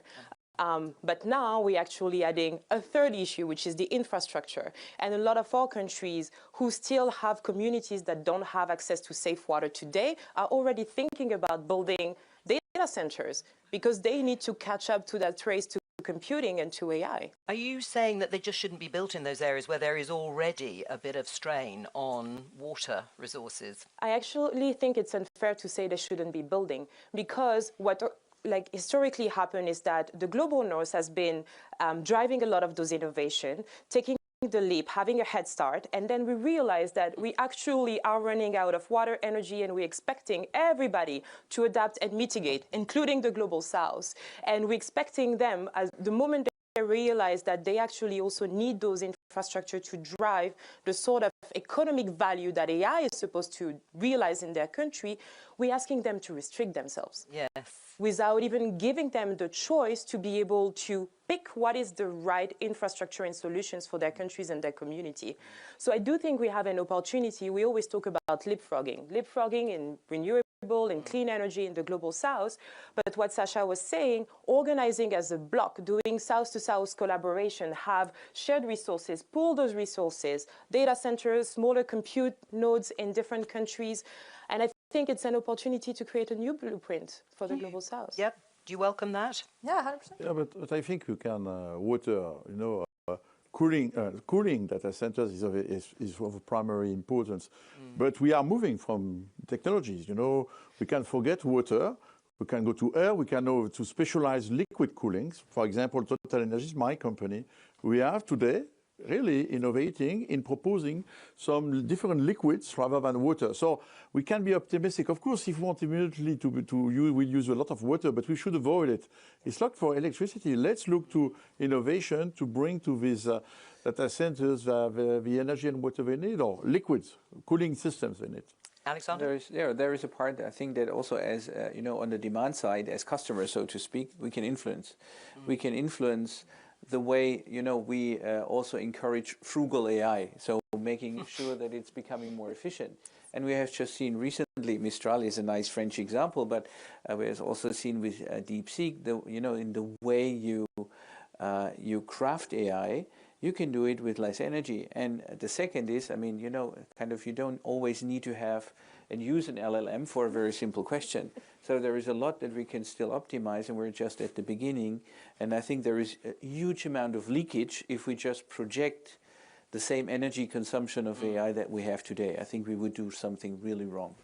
Can I build upon that? Actually, here at the summit, I'm presenting the AI Energy Score project, which is inspired by EPA's Energy Star ratings in order to compare the energy efficiency of different AI models for different tasks. Because AI is not a one-size-fits-all technology, and it doesn't make sense to use LLMs for everything. So what we did is we benchmarked hundreds of open source models for different tasks, some image generation, text generation, I don't know, voice recognition, things like that. And then we gave them ratings, but relative ratings to their category, and that can help people be like, oh, I want to do image generation, so I'll choose the 5-star model for that task, but it's going to be a completely different range than text classification, which are typically smaller models, and then it makes LLMs look bad, frankly, because you have this small model that can also do sentiment analysis, for example. Well, I like that phrase, frugal AI and scorecards. I mean, let's focus on the positives, because, of course, everyone is very much hoping AI is going to tackle some of the issues of climate change, if not climate change itself. We're going to show everyone some pictures now of InstaGeo, one of the projects that's being showcased at the summit. They specialize in high-quality data to predict, as you can see here, swarms of locusts, one of the most dangerous and destructive pests on the planet. Kate, you also run a number of startups. What other sort of innovative ideas are companies coming up with?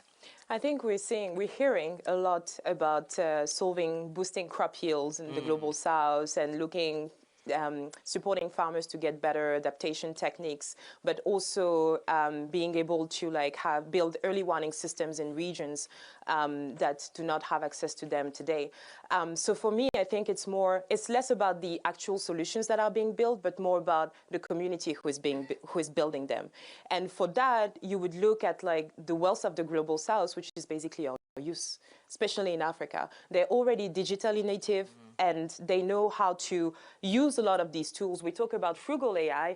I was actually at the inception of TinyML, which was Edge AI years ago, and 2 of the largest chapters are actually in Nigeria and Kenya. Why? Because the only thing that these developers could put their hands on was not GPUs, but was actually smaller computing, like edge computing. So they're more nimble in that. They're more nimble, and given the choice, they will actually pick the platform that will help them solve their problems the fastest in the most efficient way.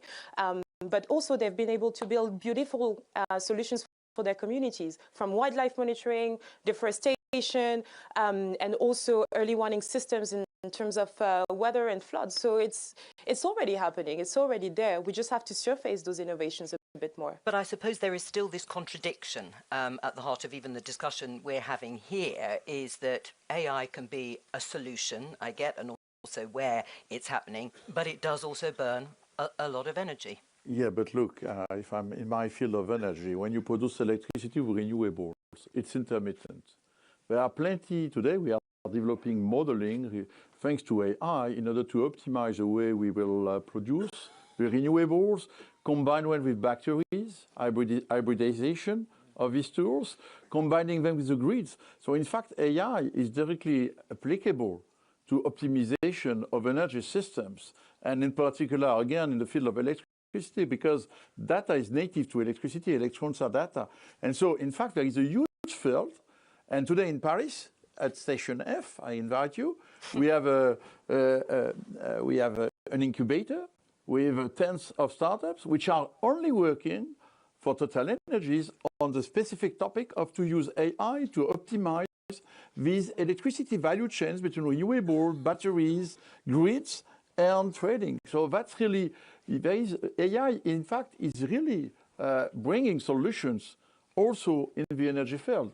Well, actually, when we talk about AI, so the examples that Kate gave and the examples that Petr gave, they're not LLMs, they're not foundation models, they're very task-specific models. Optimization models are super efficient. Right. They're trained on specific data, same for crops, same for floods. And so I think that when we talk about AI as problematic or having high climate impacts, we're mostly referring to LLMs and those big models that use, hundreds of thousands, millions of hours of GPU, but they're not the same models that are helping the climate. LLMs haven't really shown themselves to be very useful in terms of fighting climate change so far.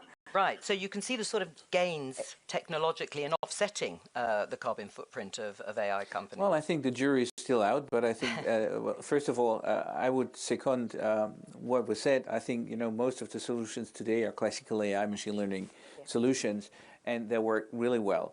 With the pickup of LLMs and the increasing energy consumption, I think we need to have more transparency of what's going on, because I'd be happy to manage all of this in a more, transparent and end-to-end way. So what's stopping you doing it? Well, I just don't know. Some of the we don't have enough providers, information.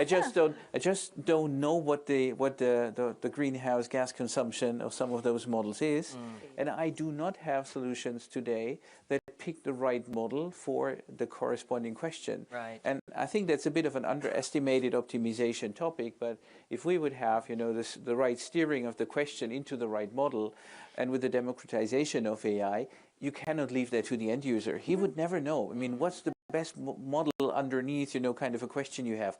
I don't know. You don't know. We all don't know. But we should have actually some guidance there to know that, okay, so if we know kind of this is the number of tokens we use for that model, this is the carbon footprint that we're generating with that, do we want it or not? Or do we want to ask another model that is more specifically trained, a smaller one that has less emission?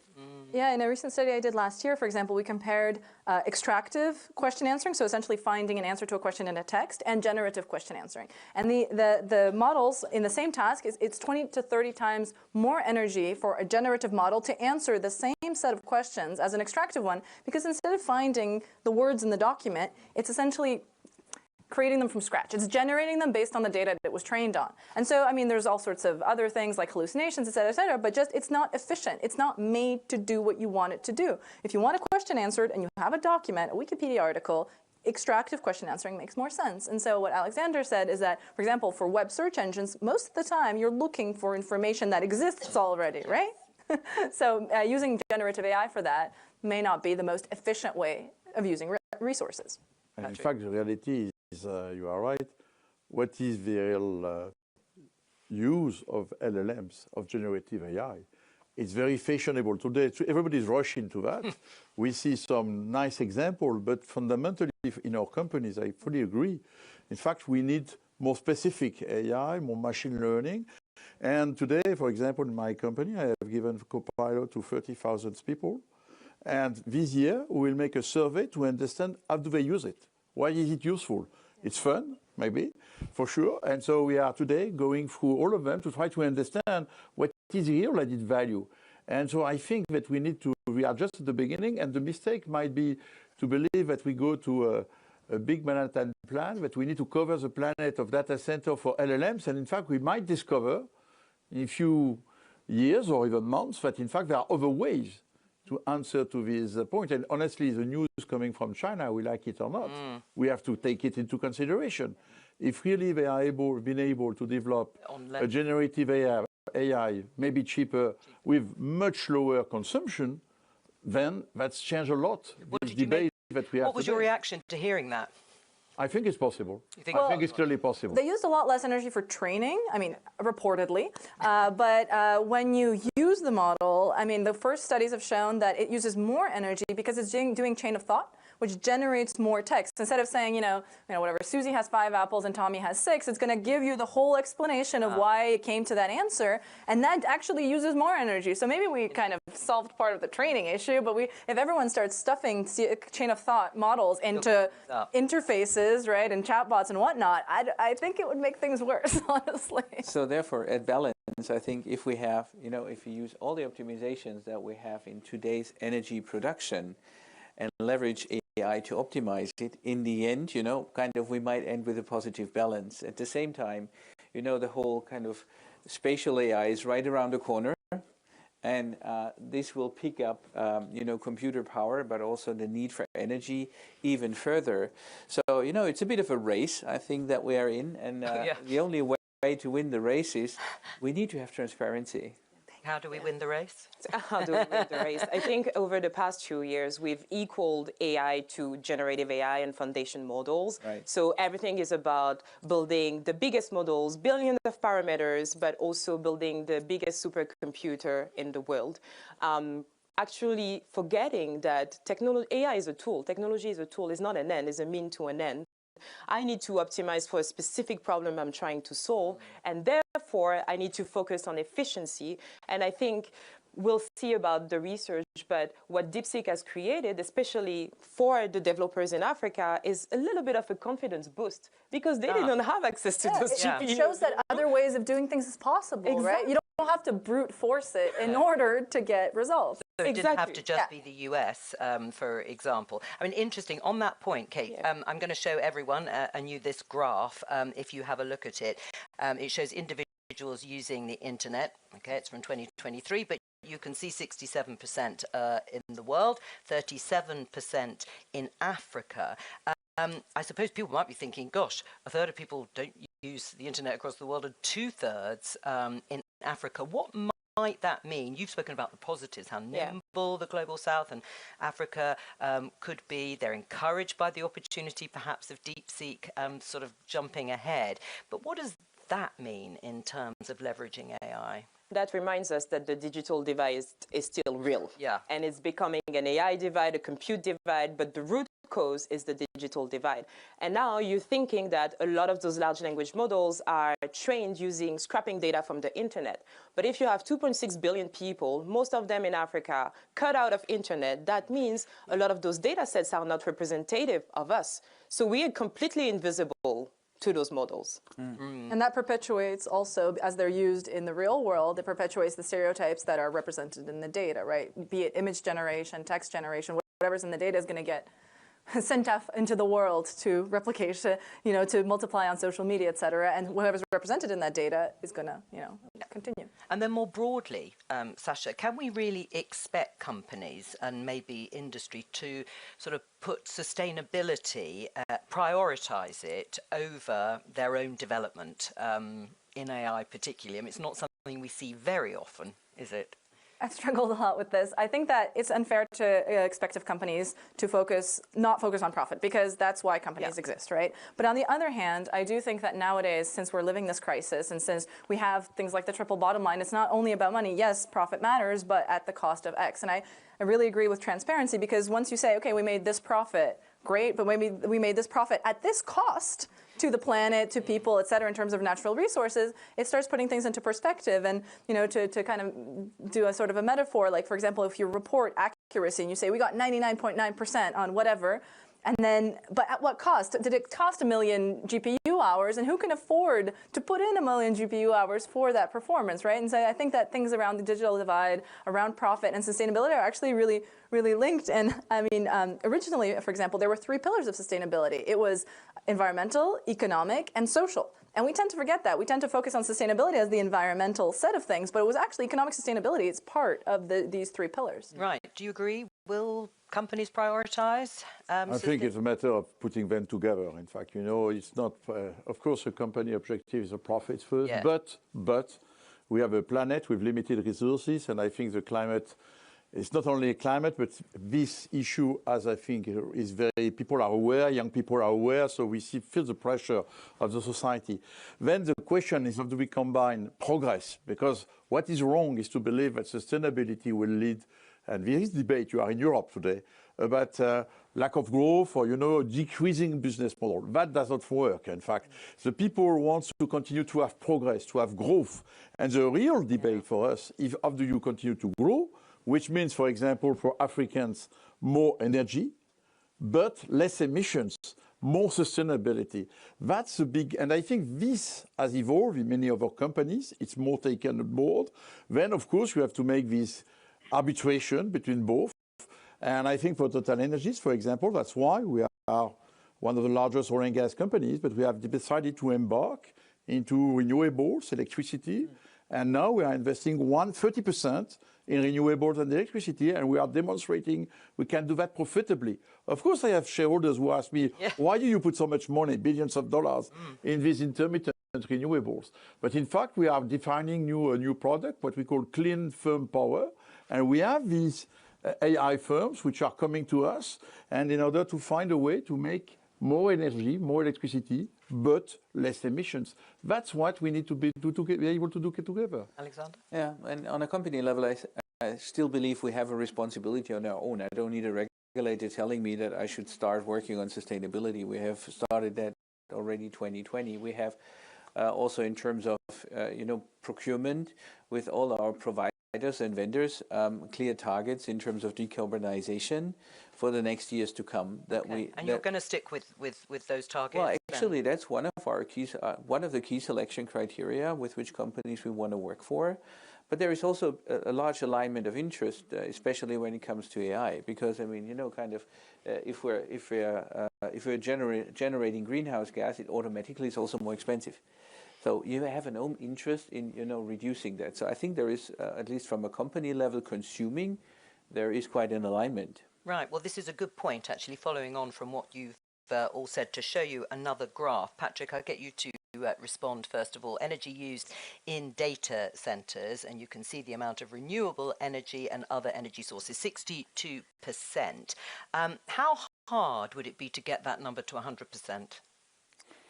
That's very difficult, to be honest, because it's intermittent. So you need to combine one with batteries, with flexible assets. You need to combine. There is no way to have a world covered only of renewable because of intermittency. But with battery, with some few gas-fired power plants, this model can work, and it works in the US. Let's be clear today, our largest customer are in Texas.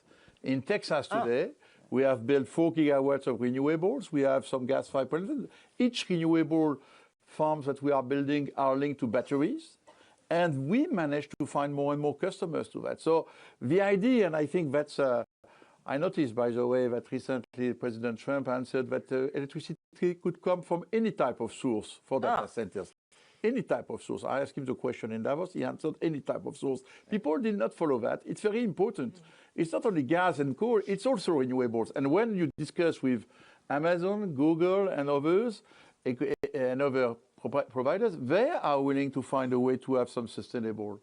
But of course, if they want it tomorrow, that will be more complex. By the way, nuclear, everybody's speaking about nuclear. Yes, but it takes time. But it takes time. You will not build nuclear plants in a row. So from this perspective, again, if we can, but renewables, of course, intermittency, it's also, we need to invest as well in grids. Right. I mean, because this is the infrastructure. And that's something that people tend to forget. Because even if you make, again, a big data park, an independent one behind the meter, if you want it to be reliable, you need to have a backup from the grid. Otherwise, you could face some difficulties. So it's a complex point, but I'm optimistic with the statistics. I think we are, yes. You're pleased with it at 62%? Yeah, 62% renewable for data centers. I mean, you would have believed that 10 years ago? No, I was surprised. So, but it's reality of what is happening. And this is where policymakers are making mistakes. The reality, for example, today in the US, is that it's the second largest country where we can build renewables. And it's true in many states. Because they have land, because they have the sun, the wind, and we are investing. We are the number 5 investor in renewable in the US. And that's the reality. And I don't believe that the politics will change that way because it's already embarked. And it's also true in the Middle East where you can build data centers. It's also true in many countries, and of course in Europe. Nuclear will come, but it will take longer time. Well, and it may take 10 years, but we heard Prime Minister Trudeau saying the same thing. It needs to be part of the mix in order to move away from fossil fuel. But we were talking about growth, right? If it's going to double or triple, I'm worried that pie chart might change because... Well, go the other way. Yeah, because essentially building out the renewable capacity to keep that proportion might be trickier, especially if the growth happens. I think it's like doubling by 2026, which is like next year. So it's like, can we keep that proportion, the 60% with the timeline of a year from now? If you want to build a gas-fired power plant, it takes 2 to 3 years. No, they are not on the stage there, so you need also to build. I realize, but you can keep them online. For example, what we've seen in the United States is that they keep coal power plants online longer. They were supposed to decommission them, and they're keeping them longer because there's this demand from data centers. And so I'm wondering, that might be true based on data from 2023, but how about data from 2026? Kate? I love that because from my perspective, in the country I live, 90% of the grid is already clean and renewable. 90. So where are you starting to actually look at building data center? The one thing that you have is renewable energy. So I wonder how we're going to be able to capitalize on what Africa already has and the resources that Africa already has in solar, in hydro, in geothermal to actually build that like perfect sustainable template for data center and computing. Okay, so you're blazing a trail then Yes. in terms of that 90% usage. When you look at that at 62%, which way do you think the graph is going to go as AI? On the fast moving, yeah. Yeah, on the continent, because the infrastructure is not there, and because we already are powering our entire grid with renewable, that's what we will be using. So I will be curious to see in a couple of years when that infrastructure gets developed, what this looks like for Africa. And I believe that Africa will be way above those 62%. Okay. A final word from you, Alexandra, before we take questions from journalists. How important are conferences like these, summits, getting people together, panels like this to discuss these issues? Well, I mean, you know, we're in such a fast-paced environment. There is so much happening in the whole AI space, and it's getting much more attention. I mean, we're, as a company, already 10 years on that journey, so it's not new to us, but out of a sudden, everybody's interested in it. And honestly, that's a good thing. Let's take this first question from journalist. Her name is Louise Osborne. She asks, there are already models, we've spoken about DeepSeek, being developed that claim to use less in the way of resources. Is it possible that as we continue to develop new and more advanced AI models, these sustainability problems could disappear or at least substantially reduce? Patrick, you're nodding. Yeah, I'm optimistic about it. Yeah. I think everything is progressing, including components, you know, are progressing, so where we use energy. So I think that's a message, in fact, to all these developers. You must also be creative, not only for LLMs, but also to optimize the way they will be operating in terms of energy. And so I think it's just at the beginning of this industry, and you have billions being invested. So and all these engineers, I'm sure they will find solutions. So I'm optimistic about that point. I think we should think a little bit about rebound effects. So I think that we wrote a paper, published it last week, about Jevons paradox in AI. So what we're seeing is more powerful GPUs, you can train bigger models for longer, and yet energy use is rising. People are using bigger, more computationally intensive models for things that they used to do with good old-fashioned AI, random forest, et cetera. And so I think that the human component is actually non-negligible because, yes, sure, GPUs are more efficient, but then people are using them more. And so how is this rebound effect going to continue, propagating? Are we going to continue just snowballing in the energy use? Because actually the IEA, I think, Lawrence Berkeley published a report where they project up to 12% of U.S. energy being used for data centers in the next couple of years. Like, how do we? Well, I mean, it's the high point, right? It's very hype today, all that. Right, but exactly. But which way is it going to go, and how do we try to mitigate that without contributing to it? 2 years ago, it was hydrogen. Today, it's AI. Crypto, yeah, we had crypto in the main. Let's take this question from Ryan McDonald, senior editor at the Globe and Mail in Canada. Data centers want their power to always be on, and I hope always to be carbon free. They also want power right now, not in 10 years. Nuclear doesn't work that way, and we've seen a lot of interest from tech companies around the nuclear issue. It's slow and is often regulated itself. So I'm wondering, in the meantime, should we be moving to look at sustainable, focused regulation of AI to incentivize further improvements in the efficiency of how these data centers operate, and even the efficiency of the software itself to reduce this power demand? Interesting question. I see Sasha nodding away. Kate, what do you think? Very interesting questions. We have to look at the way AI innovation is being driven in different parts of the world because it's totally different. In the US, big tech. In Europe, is data-driven regulations that are regulatory-driven. If you think about things like GDPR, the EU AI Act. In China, for example, the government has been investing a lot in developing the local industry. But if you look at places like Africa, it's all bottom-up innovation. And I worry that if we try to impose regulations too early, specifically in places that haven't been able to really capitalize, really start their journey, really support the local innovation ecosystem to develop itself, we might get into a point where we stifle innovation and create a gap that's impossible to close. But conversely, if we do regulate in places like the US or Europe, then we can help make sustainability part of the conversation that's already ongoing and well developed, right? Because the EU AI Act didn't have any sustainability enforcing clauses. It talked about data, but there was nothing about, for example, like the energy mix or even efficiency, right? Like how efficient a model has to be deployed, et cetera, et cetera. So I think that there are some like nudges that can be done already at the European level and the American level, Canadian maybe, where we kind of nudge things in the right direction with sustainability and efficiency. Skeptical? Yeah, well, I mean, I'm, you know, I think if regulation is too different all across the globe, essentially we're creating more complexity that will not help sustainability, because interoperability is not going to be there anymore. So I think we're too early, but we need to make sure that you know, customer data are properly managed. That's for sure. There is no doubt about that. We need to make sure that everybody really is ethical about leveraging AI, and I think sustainability is a part of that ethical compass that everybody has to develop. But at the same time, if we're having this micro-regulation everywhere, I'm not sure this is going to happen. And I'm afraid that Europe will regulate and the US will not. Well, that, yeah. That will be the reality of our world. Yeah. So I don't like too much the question, because at the end we might regulate here.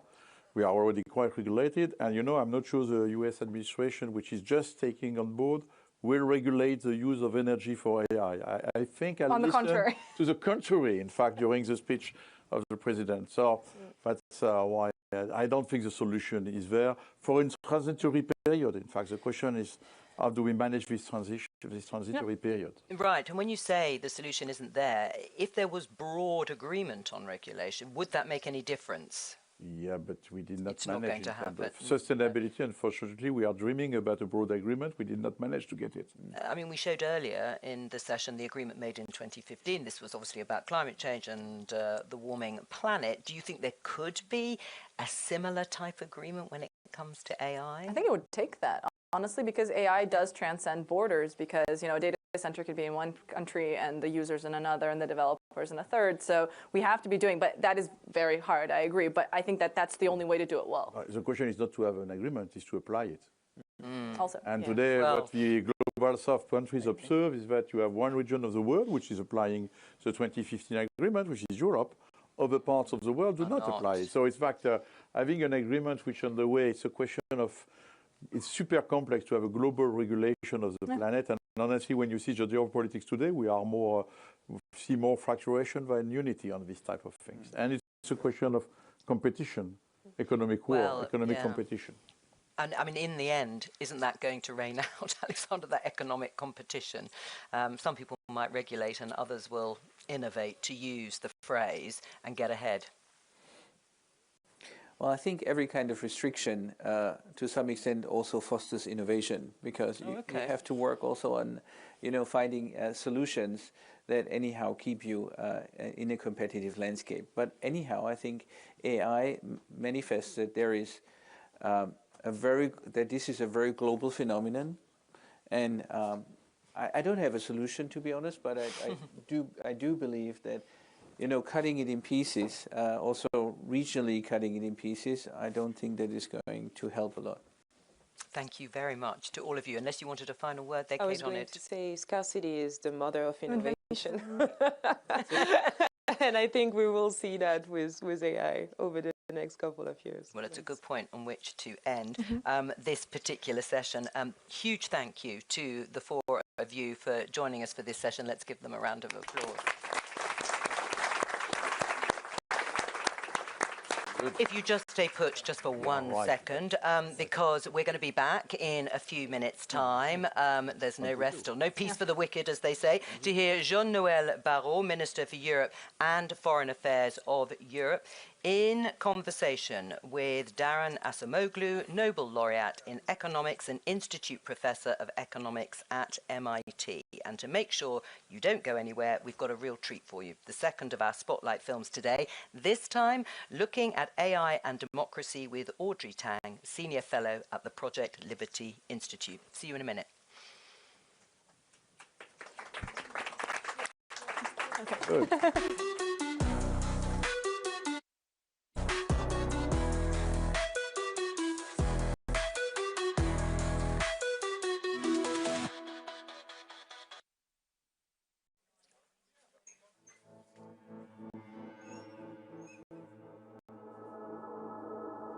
Let's explore a question I hear all the time.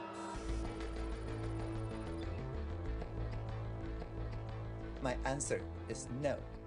If we design AI to serve collective intelligence rather than just top-down interests, AI can strengthen democracy by amplifying inclusive participation, not undermining it. In Taiwan, we've used open-source platforms like Polis, a deliberative digital space enabling thousands to shape policy. Everything from Uber regulation to banning deepfake ads. The results is rich dialogue, less polarization, and legitimate public policy outcomes that truly reflects the people's will. This is democracy with AI, not versus AI. And today, we're scaling this model to the global dialogues. It's a platform where thousands of participants from more than 60 countries can deliberate regularly on AI governance. My journey from civic hacker to government minister taught me the power of open tools, open data, and collaborative code.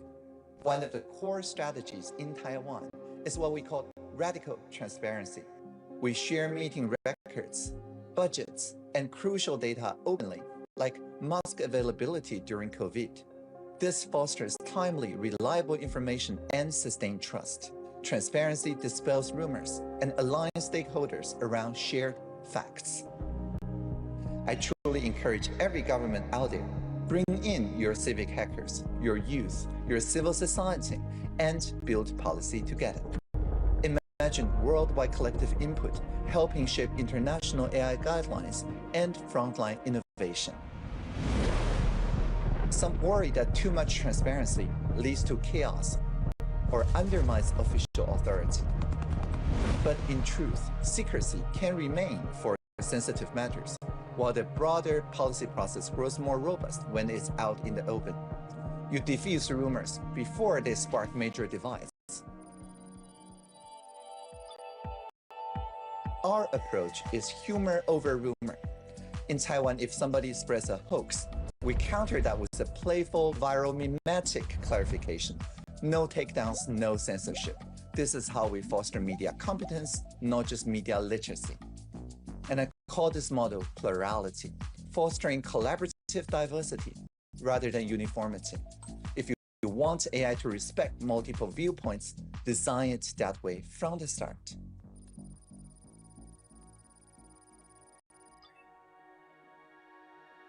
If we keep sparking cross-border, cross-cultural deliberations and form a new global governance, small countries like Taiwan have big lessons to share. However, this positive outcome is not guaranteed. It depends on us, our readiness to shape AI and investing in plurality. We need to insist that AI amplifies what's best in us. We want to see an AI future that sees data as a shared resource and foster inclusion, not exclusion. Let's co-create an AI world that invests in our communities, ensure data remains a common good, and helps democracies thrive. Merci beaucoup, and let's free the future together.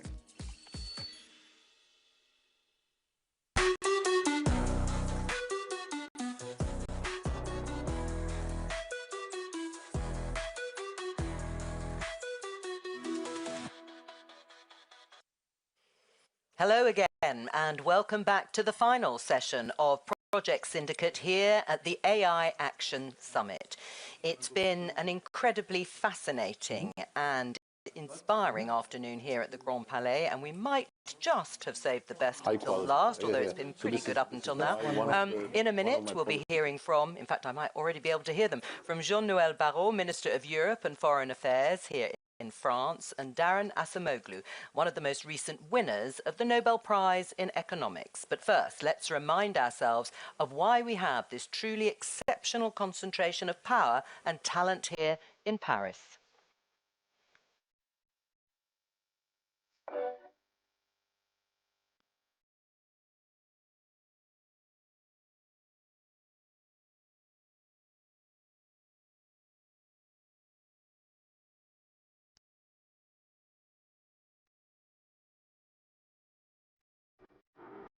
Mitigating the risk of extinction from AI should be a global priority, alongside other societal scale risks such as pandemics and nuclear war.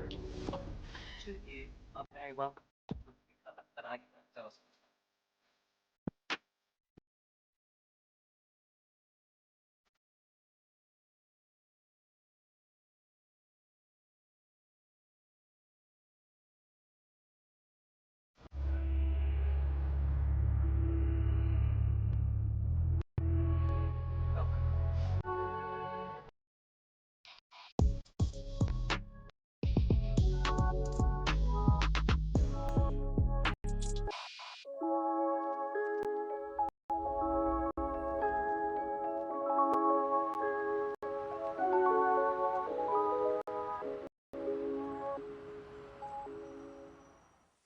I'm delighted to be joined by Jean-Noël Barrot and Darren Acemoglu here for what we call a fireside chat. We don't need a fire, it's warm enough in here, of course. And I will let the two of you take it away, as they say. But just to sort of kick things off, is this a watershed moment, do you think, Jean-Noël? Is it a big moment when it comes to the future of AI? Well, thank you very much for the invitation. Thank you to Project Syndicate. It's actually a very humbling moment for me because Darren has played a very important role in my professional career. 10 years ago, I was a very junior professor at MIT Sloan School of Management, and I was visiting a very senior professor at the MIT Economics Department, Darren Acemoglu, who had just published a seminal paper on the propagation of shocks through production networks. And, my most popular paper ever as a researcher is a second derivative of this seminal paper of Darren Acemoglu. But then, of course, I got lost and I got into politics and dealing with digital.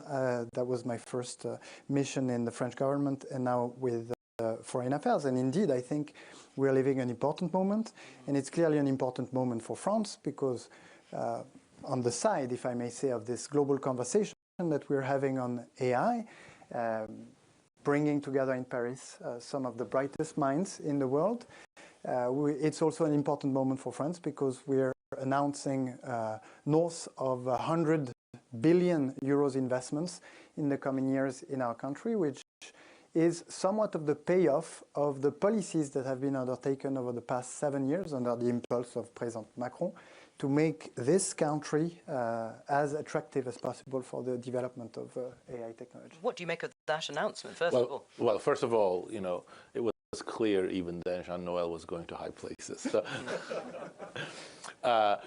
well, I think the announcement is great, and we are at a watershed moment. Not to panic, not to go excessively into a mode of doing something, but every moment right now is a watershed moment because I think we do need a better direction for AI that starts with infrastructure, that starts with better regulation, but I think it's ultimately about the right type of AI investments that can bring higher productivity for workers, better control of information for citizens and consumers, and greater ability for all of us to understand the world, to process information, and to take control of our data and our choices. That's not, unfortunately, where we're going right now. What are your biggest sort of concerns at this moment? More business as usual with the very, very large companies, with the very, very large models, centralizing data and pushing us towards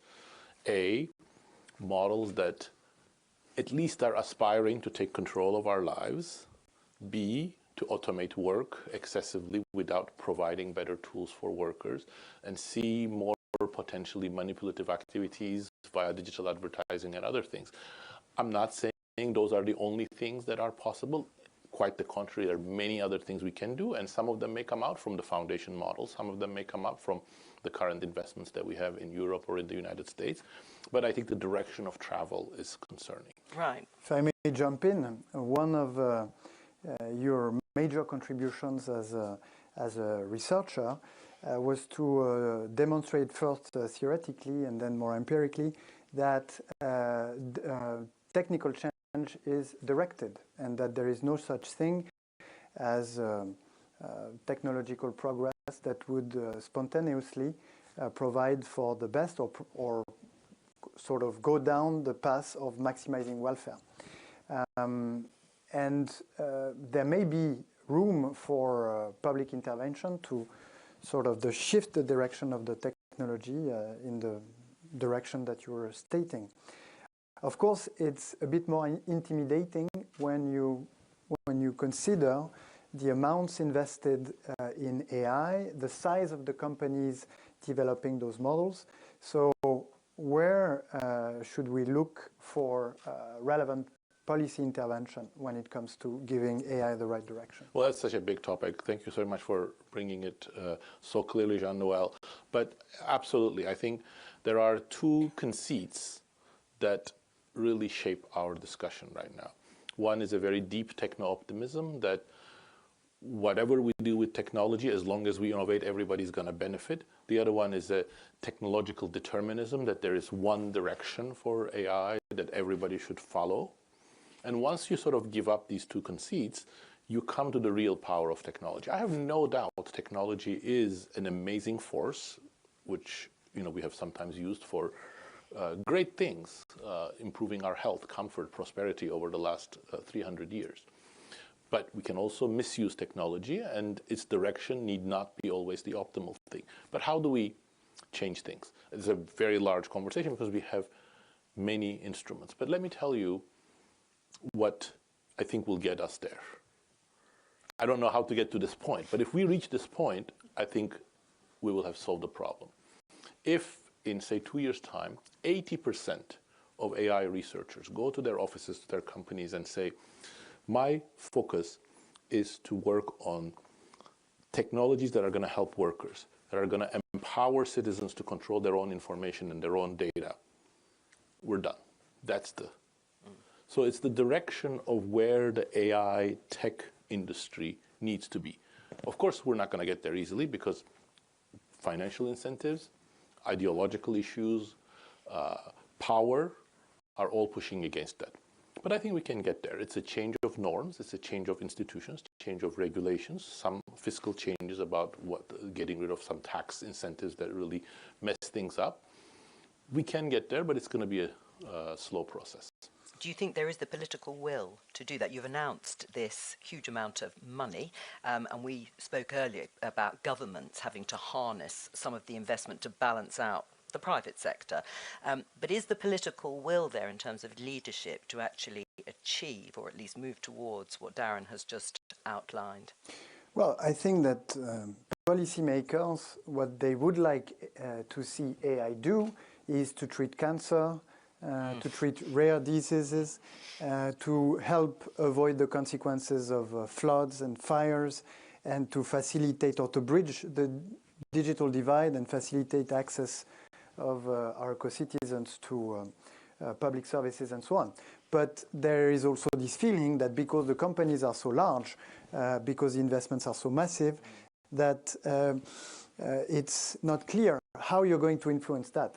And I'd say that one thing we've learned from the past wave of technology here in Europe, where we had not developed sort of world-class social networks or marketplaces, is that traditional competition policy has not been successful in deterring unfair commercial practices and avoiding the abuse of dominant positions. Why? Well, because these positions that they get consolidated so fast that even though you can expost through the agencies that are in charge of enforcing competition, identify those abuses and even sanction them, this happens so late down the road that the economic benefits have been fully drawn and all competition has gone. And whether it's self-preferencing, cross-selling, predatory acquisitions, we've seen this happening in the field of cloud, in the field of social networks. And we've actually started to take action in Europe by designing a new policy. It's called the Digital Markets Act that came into force in 2022. And that takes an opposite sort of stance from traditional competition policy, but by stating that certain behaviors are forbidden ex ante. So it's basically not the competition agency that's going to check and enforce ex post, but it is forbidden ex ante because of the speed at which those positions can be formed. Of course, this is a brand new regulation. There are investigations ongoing, and we'll see how far we can go. But I'm not sure that even those rules will be sufficient, and that's why part of this summit is also promoting, as far as AI is concerned, open source and open environments as a norm, because this can natively, so to speak, organically prevent the foreclosure of markets and the formation of dominant positions. Well, and not to oversimplify what has been discussed here and earlier this afternoon, but this idea of regulation, to make it open, fair, to ensure that it is for the common good, some of our panelists here have said, but please remember, companies have to make profits. Companies want to innovate, and sometimes regulation can, yes, aid, but it can also stultify. I mean, how do you... 100%, 100%. You know, Europe needs to be an innovator in AI. You cannot just be a regulator. But what Jean-Noël emphasizes is so important. You know, there is one kind of regulation that pretty much all economists agree is good, is antitrust. Prevent monopolization of markets.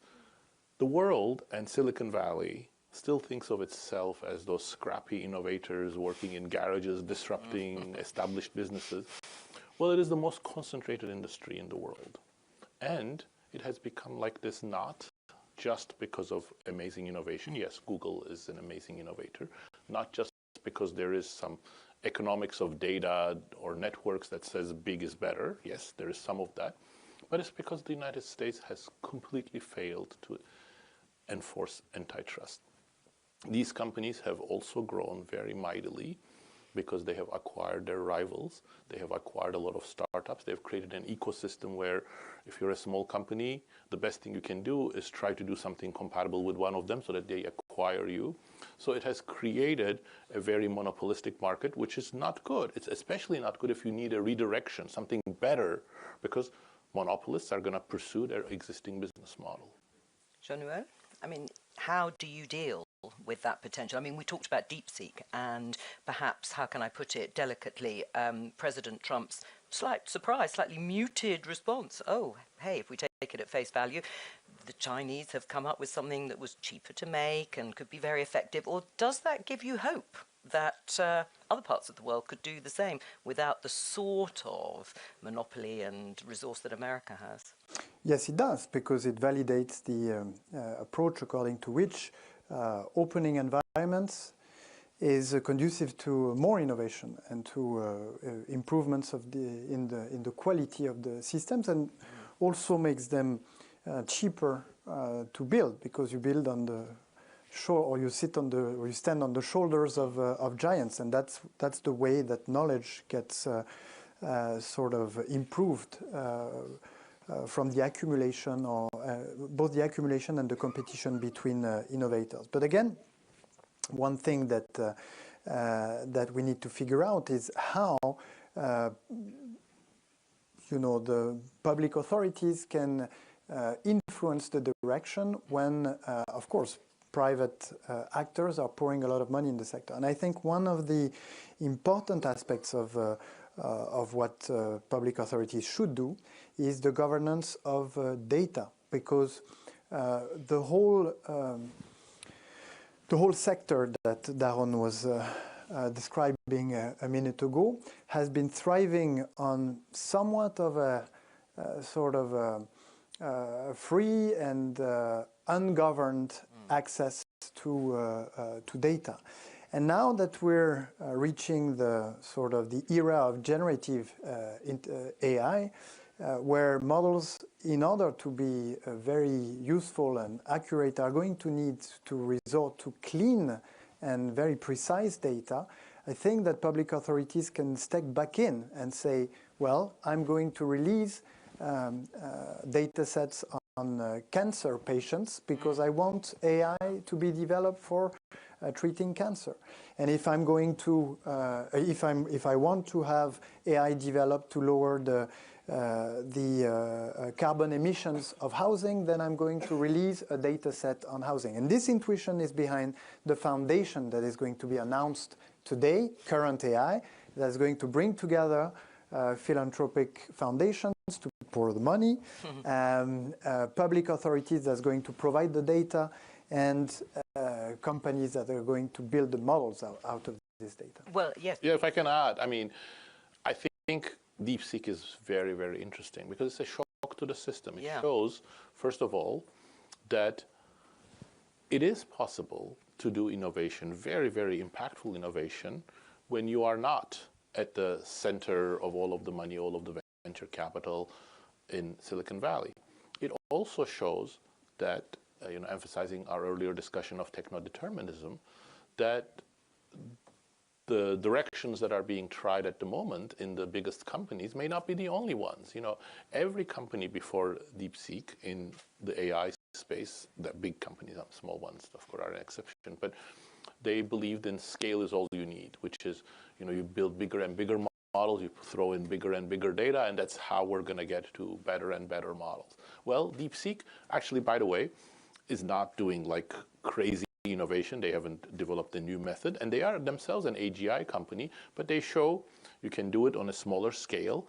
And very interestingly, they are using methods like the mixture of experts models that take us a little bit closer to domain-specific models, which you were discussing in the previous panel. They're much better environmentally. They're going to be much more effective in giving us reliable information that can be used by workers or by citizens for a specific purpose. But again, those are now sort of put aside. So I think it's a really wonderful thing. And data markets and data ownership, I think those are going to be much more interesting when we go actually to these domain-specific models, because they are also synergistic. Creating the right kind of data market is going to be very synergistic for generating high-quality data for these domain-specific models. Well, on that positive, optimistic note, let me thank both of you, gentlemen. Thank you very much for joining us. Let's give them a round of applause. And I have a big announcement to make. Well, it's not really my announcement, but to say that at 5:30, so you've got time, President Emmanuel Macron is going to be addressing the conference at NEF. And I hope you know exactly where that is. And if not, follow this man here. Thank you to both of you. And thanks also to the team behind all of this. Project Syndicate, there they are, and High Impact, who have worked so hard to make today's event such a success. The guests have been incredible, and so have you, the audience, and particularly to our final panellists. I'm Jo Coburn, and this has been the AI Action Summit, brought to you by Project Syndicate. Thank you. Thank you.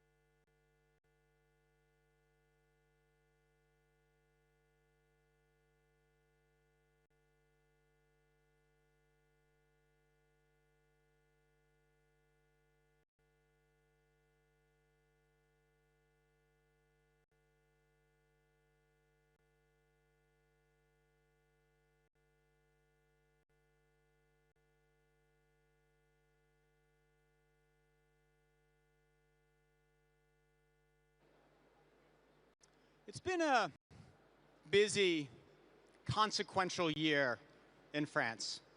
The Olympics, Notre Dame, and now along with the government of India, Prime Minister Modi, organizing this AI summit, where more than 100 countries are represented.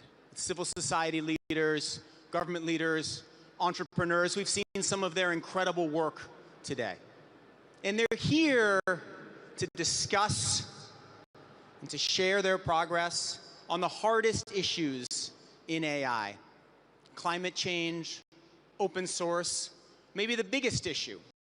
How can AI and the tools created with AI make the world more equal, not less? And the goal of this is action. It's the AI Action Summit. So on that note, I'd like to bring up and introduce and give a warm welcome to our final speaker, the President of the French Republic, Emmanuel. Merci beaucoup. Bonjour.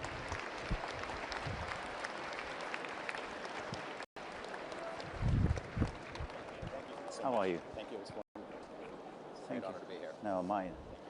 Bonjour, mesdames et messieurs. Je ne sais pas combien il y a de francophones et d'anglophones. Je vais peut-être dire, I will say just a few words in French, if you allow me, and I will switch into English. But d'abord, je veux vraiment remercier mesdames, messieurs les ministres, mesdames, messieurs les commissaires, chefs d'État, de gouvernement, entrepreneuses, entrepreneurs, investisseurs. Très heureux de vous retrouver ici. Merci au Grand Palais de nous accueillir. Et au fond, ce sommet pour l'action sur l'intelligence artificielle, c'est la conviction que nous avons en France dans le progrès. Ce lieu a été fini en 1900, au moment de grandes conquêtes industrielles où la France, l'Europe embrassaient une ère de progrès. Et je crois que c'est exactement ce dont nous avons besoin et ce en quoi nous croyons aujourd'hui. Et donc l'IA, c'est d'abord une formidable révolution technologique et scientifique pour le progrès et au service du progrès. Et donc, c'est d'abord évidemment de la technologie, de la science, l'amélioration des tas de recherches, transformation de beaucoup de secteurs. Mais notre conviction, c'est que ça doit se faire au service de l'humanité. Et donc pour vivre mieux. La deuxième chose, c'est un grand message de fierté. Par ce sommet, et grâce à la mobilisation collective, ce sont 109 milliards d'investissements privés, étrangers et français qui sont confirmés à cette occasion. Et donc bravo à vous tous, parce que c'est votre engagement collectif. Et donc ce sont des data centers, ce sont des partenariats avec des grandes entreprises françaises. C'est énormément de capacités de calcul, je vais y revenir, qui vont être créées sur le territoire. Et donc message de fierté. Et puis troisièmement, c'est un message de continuité. Et je ne dis pas ça pour relativiser les choses, mais on en parlait ce matin, M. Julien me le disait à juste titre. L'IA, ça va apporter des tas de révolutions, des tas de choses, mais la créativité reste humaine. Et au fond, moi, le message que je veux avoir pour vous tous, on verra tout à l'heure l'œuvre d'Agoria, c'est de se dire, l'IA nous permet de faire des tas de révolutions.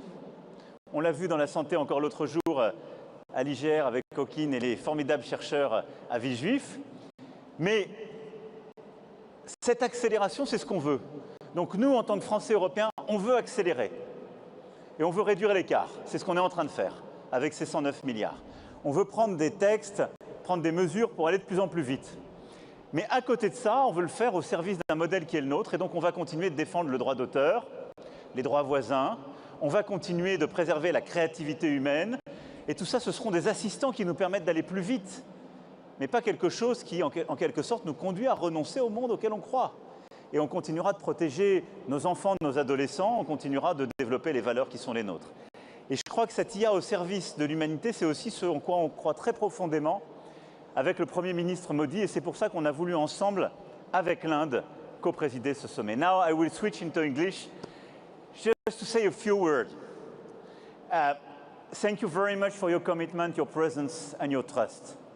And I think with this summit, this is first the collective choose for AI as an enabler for our humanity to go faster, to innovate, and clearly to disrupt in healthcare, in energy, in mobility, in public services, and to be much more efficient, and to lead this transformation. And this is why with Prime Minister Modi, we do believe in this revolution, and we do believe in our capacity together to work in an open world, whatever the geopolitics will be. Meaning to work with the US and the great US players, and a lot of them are here today, and this is a great pleasure for us, investors, companies, startups, to work with China, and a lot of them are here, India, and the whole world. And second, we want to clearly use AI as an accelerator of a lot of innovations to have a better life. Now, the key message for me tonight with you, and we will revert with the head of state and government tomorrow on a lot of issues about how to have a smart regulation, how to have to protect public interest and so on. It's why you have to choose Europe and France for AI. And this is exactly what this summit is about. Now, today and tomorrow, 109 billion euro of investment will be confirmed for France for the years to come. And this is a great amount of investment. And if you compare with some big recent announcements made in the US, it's at the right scale. This is exactly the same if we compare France to the US as a market. But this is because we have clear assets, and we want to accelerate and leverage on these key elements. First, we have talents. A lot of them are in this place today. Probably we have one of the best tradition of education and training in France. We train a lot of talents. We increased during the past few years. We have 40,000 per year data scientists specialized on AI, and we will go to 100,000 per year. And thanks to the announcement made during the summit, we will accelerate these programs, and we will have research shares, a lot of common initiatives, public and private, with Saclay, Grenoble, Marseille, Paris, and so on, in order to leverage on this advantage and to go faster and faster. And what we want to do is to educate and train much more. But we want to keep these talents, and we want to train the whole economy. And I want to thank all the entrepreneurs and their representatives here, because this is a large-scale initiative we are working on in order to leverage on this issue. This is the first revolution, and where France has a clear advantage. Second, clearly, this is how to have much more data centers. And we are back in the race now. Why? Because in order to do so, you need chips. We start to accelerate the program. France is part of the European countries manufacturing chips. We will build new partnerships with American and Asian players in order to manufacture more chips and secure our capacities. You need available spaces and energy. And here I want to showcase what is a great advantage of France. We have available land. We work very hard with the local authorities, and I want to thank the regions present here. We identified 35 sites available. And the most important for me, we have low carbon pilotable available energy. And this is unique if you compare with the rest of the world. Because we have a model of production based on nuclear energy, which means that more than 75% of our electricity is produced by this nuclear energy. it's pilotable, it's low carbon, and we produce more than what we use. Last year, we exported 90 terawatt-hour, 90, which means we can localize a lot of data centers on top of what we need in terms of electricity for our own companies, our own households. So it's very important in this world where I have a good friend in the other part of the ocean saying, drill, baby, drill. Here, there is no need to drill. It's just plug, baby, plug. Electricity is available. You can plug, it's ready. And I can tell you, we will go fast and very fast. Here we are committed to go faster and faster and to deliver this energy and these available sites. The fourth point is this ecosystem and how to work better between the large corporates, the different verticals, and AI. And today, Peugeot and Citroën finalized an agreement with Mistral. Today, a lot of our big players finalized agreements with our own solution. I think having more and more cooperation between our large corporates and this innovation is very important. And this is why I do urge the European players to buy European, not because we don't want to buy American or Asian, I want to reassure you. But guess what? When you are in the US and China or India, when you have a very good solution made at home, you prefer this one to the other one. And this is a good reflex. And having this ecosystem is very important. We have the best ecosystem in Europe, in France, and we want to leverage on this summit in order to go faster. And this is why a lot of French companies as well announced very, very big investments in order to accelerate this cooperation with public labs, with startups and so on, and it's extremely important. So having this ecosystem is absolutely key, and we will as well accelerate on this issue. My last point is about adoption and acceleration. And in this issue, we improved with the two first AI strategy, the way to innovate on healthcare, mobility, energy, and we will accelerate in these different fields with AI.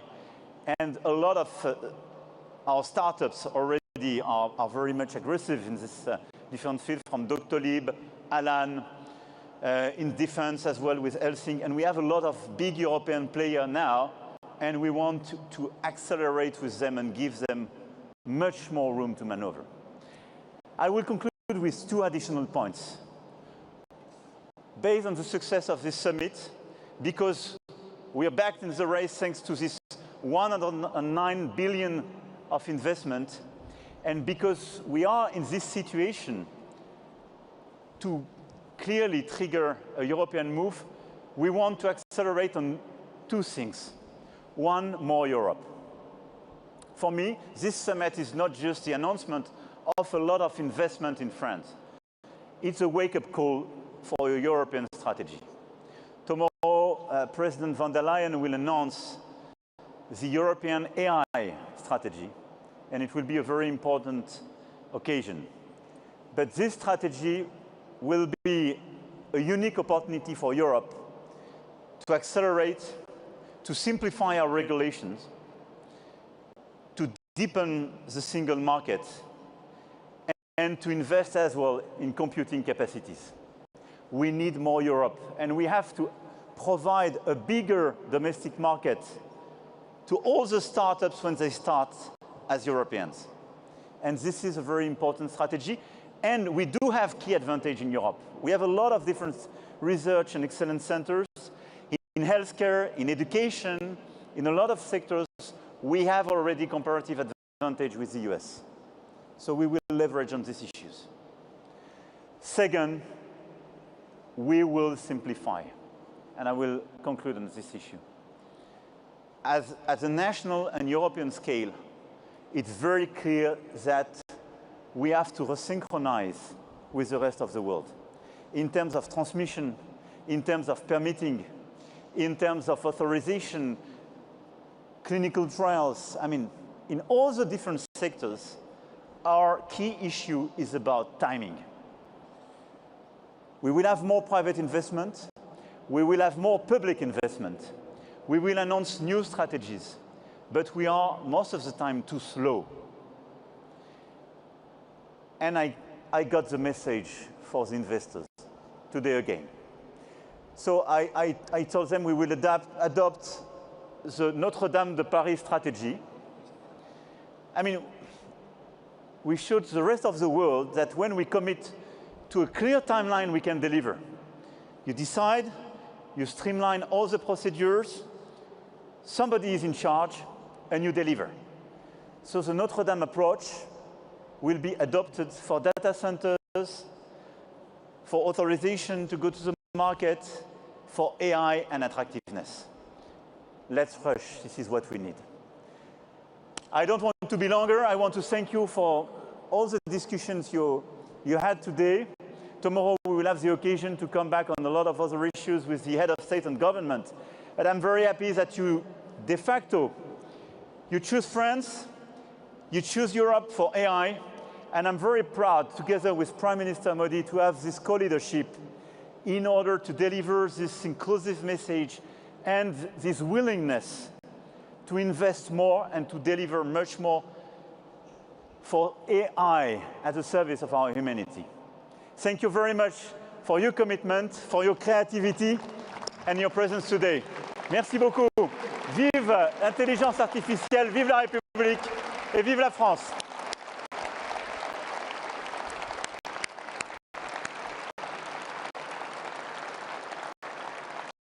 Merci beaucoup. Et je crois qu'on a une œuvre maintenant. Agoria va nous la présenter ou la lancer.